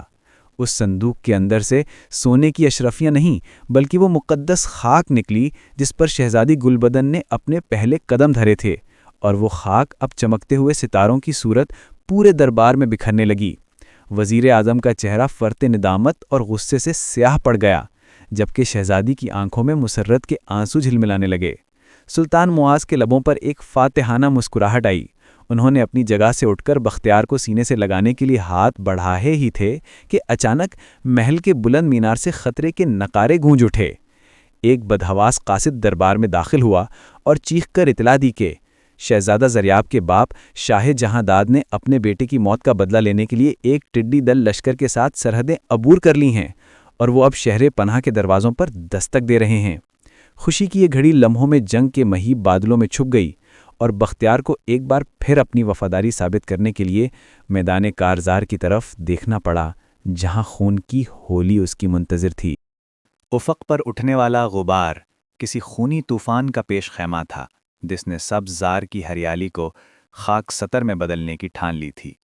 شاہ جہادات کا لشکر جو اپنے شہزادے کی موت کے سوگ سے زیادہ انتقام کی آگ میں جل رہا تھا، کسی بکھرے ہوئے سمندر کی طرح شہر پناہ کی دیواروں سے آ ٹکرایا۔ ہر طرف نیزوں کی انیاں اور ڈھالوں کی جھنکار نے پرندوں کی چہچہاہٹ کو دبا دیا تھا، اور فضا میں گھوڑوں کے ہنہنانے اور سپاہیوں کے نعروں کا وہ شور تھا جو کمزور دلوں کو لرزا دینے کے لیے کافی تھا۔ سلطان معاذ نے جب فصیل شہر سے اس ٹڈی دل لشکر کے نظارہ کیا تو ان کے ماتھے پر پسینے کی بوندیں چمکنے لگیں۔ ان کی اپنی فوج اتنی بڑی یلغار کو روکنے کی سکت نہیں رکھتی تھی، مگر اسی گھڑی بختیار اپنی پرانی کلہاڑی اور اس نیلی سیف قاتح کو تھامے کسی چٹان کی طرح ان کے پہلو میں آ کھڑا ہوا۔ اس کی آنکھوں میں وہ سکون تھا جو طوفان کے مرکز میں ہوتا ہے، اور جس نے مایوس سپاہیوں کے دلوں میں امید کی ایک نئی جوت جگا دی۔ سیف قاتح کے دستے سے نکلنے والی نیلی ضیاء اب پہلے سے کہیں زیادہ تیز اور پراسرار ہو چکی تھی، جیسے وہ خون کے اس پیاسے لشکر کی آمد پر خود بھی مضطرب ہو۔ بختیار نے جب اس کے دستے پر اپنی گرفت مضبوط کی تو اسے محسوس ہوا کہ یہ تلوار محض دھات کا ٹکڑا نہیں بلکہ ان تمام مظلوموں کی پکار ہے جنہیں شاہی غرور نے پامال کیا تھا۔ سلطان معاذ نے اس کی شجاعت اور بصیرت کو دیکھتے ہوئے اپنی شاہی ڈھال اس کے حوالے کر دی اور اسے لشکر کا سپہ سالار مقرر کر دیا، جو کسی لکڑہارے کے لیے تاریخ کا سب سے بڑا اعزاز تھا۔ شہزادی گلبدن نے اپنے ہاتھوں سے بختیار کے سر پر فتح کا امامہ باندھا، اور اس کی آنکھوں میں وہ التجا تھی جو صرف ایک سچا عاشق ہی سمجھ سکتا تھا۔ اسے اپنے محبوب کی جان کی فکر تو تھی، مگر اس کی غیرت پر پورا بھروسہ بھی تھا۔ اس لمحے بختیار ایک عام انسان سے بلند ہو کر ایک ایسی دیو مالائی ہستی بن چکا تھا جس کے پیچھے پوری سلطنت کا وقار اور شہزادی کی تقدیر داؤں پر لگی تھی۔ شہر پناہ کے آہنی دروازے جب ایک بار پھر کھلے تو سامنے موت کا رقص اپنی پوری وحشت کے ساتھ جاری تھا۔ بختیار نے اپنے گھوڑے کو مہمیز لگائی اور تنے تنہا اس لشکر جرار کی طرف بڑھا جس کی پہلی صفیں فولادی لباس میں ملبوس ہاتھیوں اور گھڑ سواروں پر مشتمل تھیں۔ جیسے ہی اس نے سیف قاتح کو فضا میں بلند کیا، تلوار سے ایک ایسی ہولناک نیلی لہر نکلی جس نے دشمن کے گھوڑوں کو بھدکا دیا اور فضا میں ایک عجیب سا ارتعاش پیدا کر دیا جو صرف جادوئی دنیا کا حصہ معلوم ہوتا تھا۔ شاہ جہانداد نے جب اس اکیلے جنگجو کو دیکھا تو کہا لگایا، مگر اس کا کہا اس وقت حلق میں اٹک گیا جب اس نے دیکھا کہ بختیار کی ہر ضرب کے ساتھ دشمن کے سپاہی ایسے گر رہے ہیں جیسے خزاں میں سوکھے پتے۔ یہ جنگ محض جسمانی قوت کا مقابلہ نہیں تھی، بلکہ یہ اس تاریک لوک داستان کا وہ خونی باب تھا جہاں ایک لکڑہارے کا خلوص شاہی جبر و استبداد کے خلاف سینہ سے پر تھا۔ اور جس کی گونج صدیوں تک اس وادی میں سنائی دینی تھی۔ میدان جنگ میں خون کی ہولی عروج پر تھی، اور فضا میں فولاد کے ٹکرانے کی آوازیں کسی ہولناک موسیقی کی طرح گونج رہی تھیں۔ بختیار، جس کے ہاتھوں میں سیف قاطع کسی آسمانی بجلی کی طرح کوند رہی تھی، شاہی جہانداد کے لشکر جرار کے لیے قضا کا پیغام بن چکا تھا۔ اس کے ہر وار سے دشمن کی صفیں یوں بکھر رہی تھیں جیسے تند و تیز ہوا میں خشک پتے اڑتے ہیں۔ شاہ جہانداد نے جب دیکھا کہ اس کا نامور لشکر ایک معمولی لکڑہارے کے سامنے بے بس ہو رہا ہے تو اس کی آنکھوں میں وحشت اتر آئی۔ اس نے اپنے سینے سے ایک قدیم اور سیاہ تلشمی تعویذ نکالا جو اس نے برسوں پہلے ایک بدروح سے حاصل کیا تھا۔ جیسے ہی اس نے اس تعویذ کو اپنی تلوار سے چھو کر فضا میں لہرایا، میدان جنگ پر ایک ایسی کالی اور زہریلی دھند چھا گئی جس نے سپاہیوں کے حواس چھین لیے۔ یہ سایہ مرگ کا جادو تھا جس میں انسان کو اپنے ہی ساتھی دشمن نظر آنے لگتے ہیں۔ بختیار نے محسوس کیا کہ اس کی بصارت دھندلا رہی ہے اور سیف قاطع کی نیلی چمک اس سیاہ بادل میں دبتی جا رہی ہے، مگر اس کے دل میں موجود شہزادی کی محبت کا چراغ اسے بھٹکنے سے روک رہا تھا۔ جب بختیار باہر موت کے اس سحر سے لڑ رہا تھا، محل کے اندر ایک اور خطرناک کھیل کھیلا جا رہا تھا۔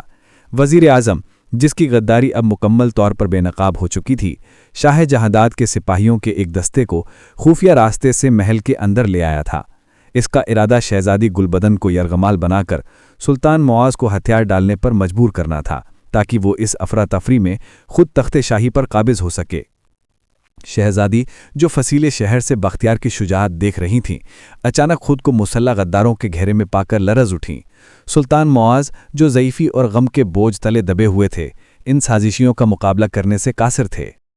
وزیر اعظم نے ایک زہریلی مسکراہٹ کے ساتھ شہزادی کی طرف قدم بڑھایا اور کہا، اے شہزادی، تمہارا وہ لکڑہارا باہر خاک میں ملنے والا ہے، اب تمہاری نجات صرف میری اطاعت میں ہے۔ گلبدن نے خوفزدہ ہونے کے بجائے اپنے خنجر پر ہاتھ رکھا۔ اس کی آنکھوں میں وہ آگ تھی جو اسے بختیار کے ساتھ گزارے ہوئے کٹھن لمحوں نے بخشی تھی۔ میدان جنگ میں بختیار کو اچانک اپنے قلب میں ایک شدید چبھن محسوس ہوئی، جیسے کسی نے اس کی روح پر وار کیا ہو۔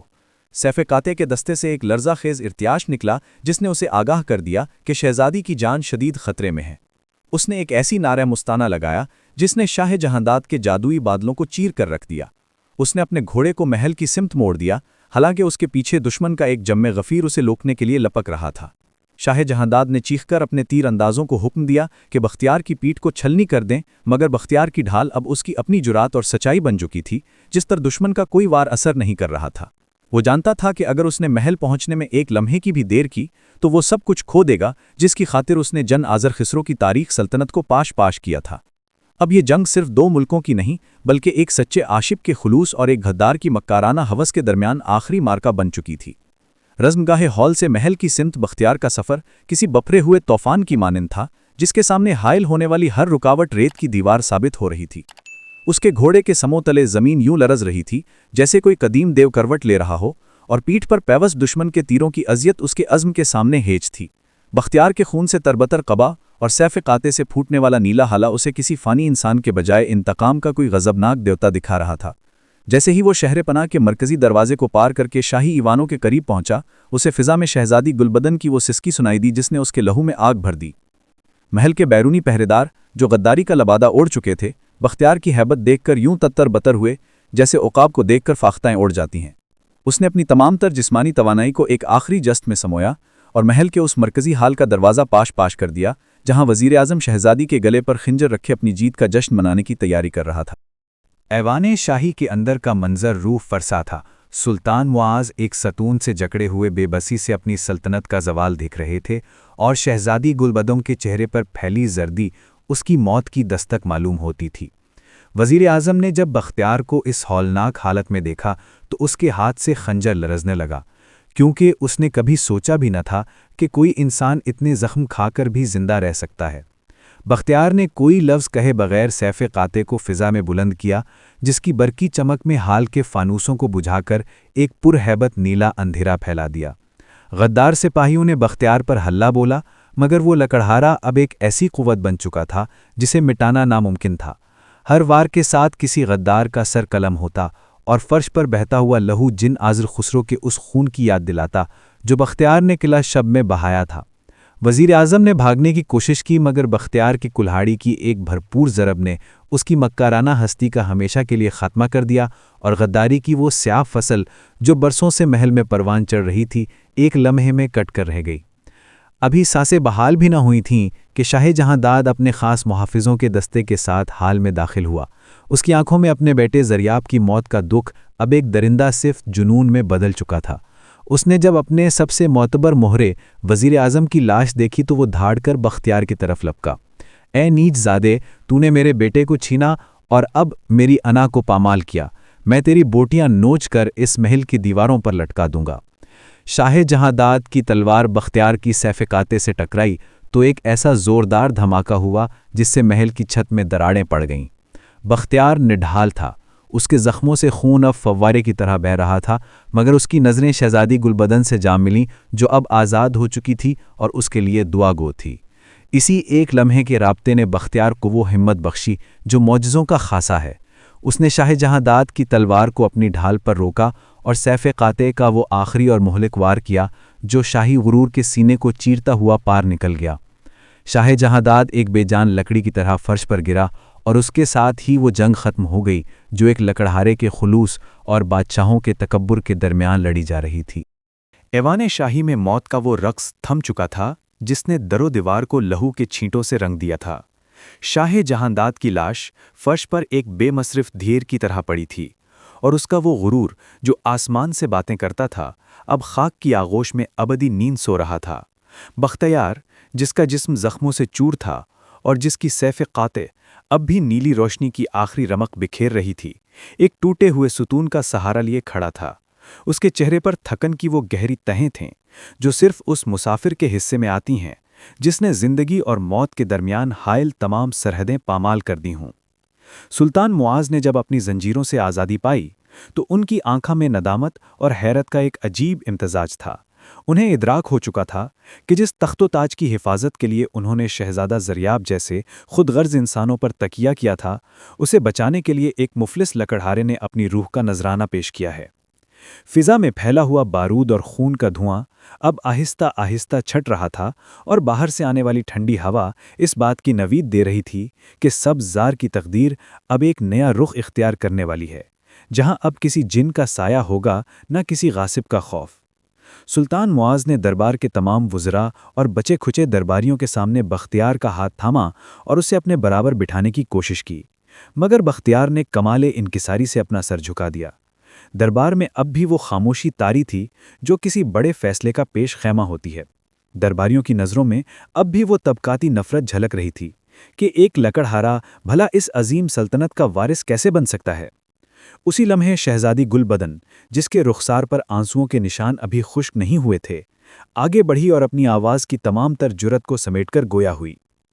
اے میرے نامور باپ اور اے سلطنت کے دانشمندو، آج یہ بحث فضول ہے کہ کس کی رگوں میں شاہی خون دوڑتا ہے اور کون جنگلوں کی خاک سے اٹھا ہے۔ آپ سب نے دیکھا کہ جب جن کا قہر ٹوٹا تو شہزادہ زریاب اپنی ہوس کا ایندھن بنا، اور جب شاہ جہانداد نے یلغار کی تو طبقاتی غرور کے تمام قلعے زمین بوس ہو گئے۔ میرا انتخاب کوئی اتفاق نہیں بلکہ اس سچائی کا اعتراف ہے کہ اصل شہزادہ وہ ہے جو اپنی جان پر کھیل کر دوسروں کی حرمت بچائے۔ اس نے بختیار کی کٹی پھٹی قبا پر اپنا ریشمی ہاتھ رکھا اور واضح کر دیا کہ اس کی زندگی اب صرف اس انسان کے نام ہے جس نے اسے تاریکی کے جہنم سے نکالا تھا۔ سلطان معاذ نے جب اپنی بیٹی کے عزم کو دیکھا تو ان کا شاہی پندار مٹی میں مل گیا اور انہوں نے بختیار کے سر پر اپنا تاج رکھ دیا جو اب اس کے ماتھے پر لگے زخموں کی وجہ سے مزید وقار پا گیا تھا۔ بختیار کو تخت کی طلب نہیں تھی، مگر اس نے اس ذمہ داری کو ایک نئی خدمت سمجھ کر قبول کیا تاکہ سبز زار میں پھر کبھی کوئی لکڑہارا اپنے حق سے محروم نہ رہے۔ سیف قاطع کو محل کے سب سے اونچے مینار پر نصب کر دیا گیا تاکہ وہ رہتی دنیا تک ظلم کے خلاف ایک تنبیہ بنی رہے، اور بختیار کی وہ پرانی کلہاڑی شاہی میوزیم کی زینت بنی جو اس کی اصل شناخت اور محنت کی علامت تھی۔ گلبدن اور بختیار کی شادی کے جشن میں پوری سلطنت نے شرکت کی، اور یہ محض ایک رومانوی داستان کا اختتام نہیں تھا بلکہ ایک نئے عہد کا آغاز تھا جہاں شرافت کا معیار نسب نہیں بلکہ کردار قرار پایا۔ داستان گو یہاں اپنی داستان ختم کرتا ہے، مگر سبززار کے جنگلوں میں آج بھی جب ہوا چلتی ہے تو درختوں کی سرسراہٹ میں اس لکڑہارے کی شجاعت اور اس شہزادی کی وفا کے گیت سنائی دیتے ہیں جو وقت کے سینے پر ہمیشہ کے لیے ثبت ہو چکے ہیں۔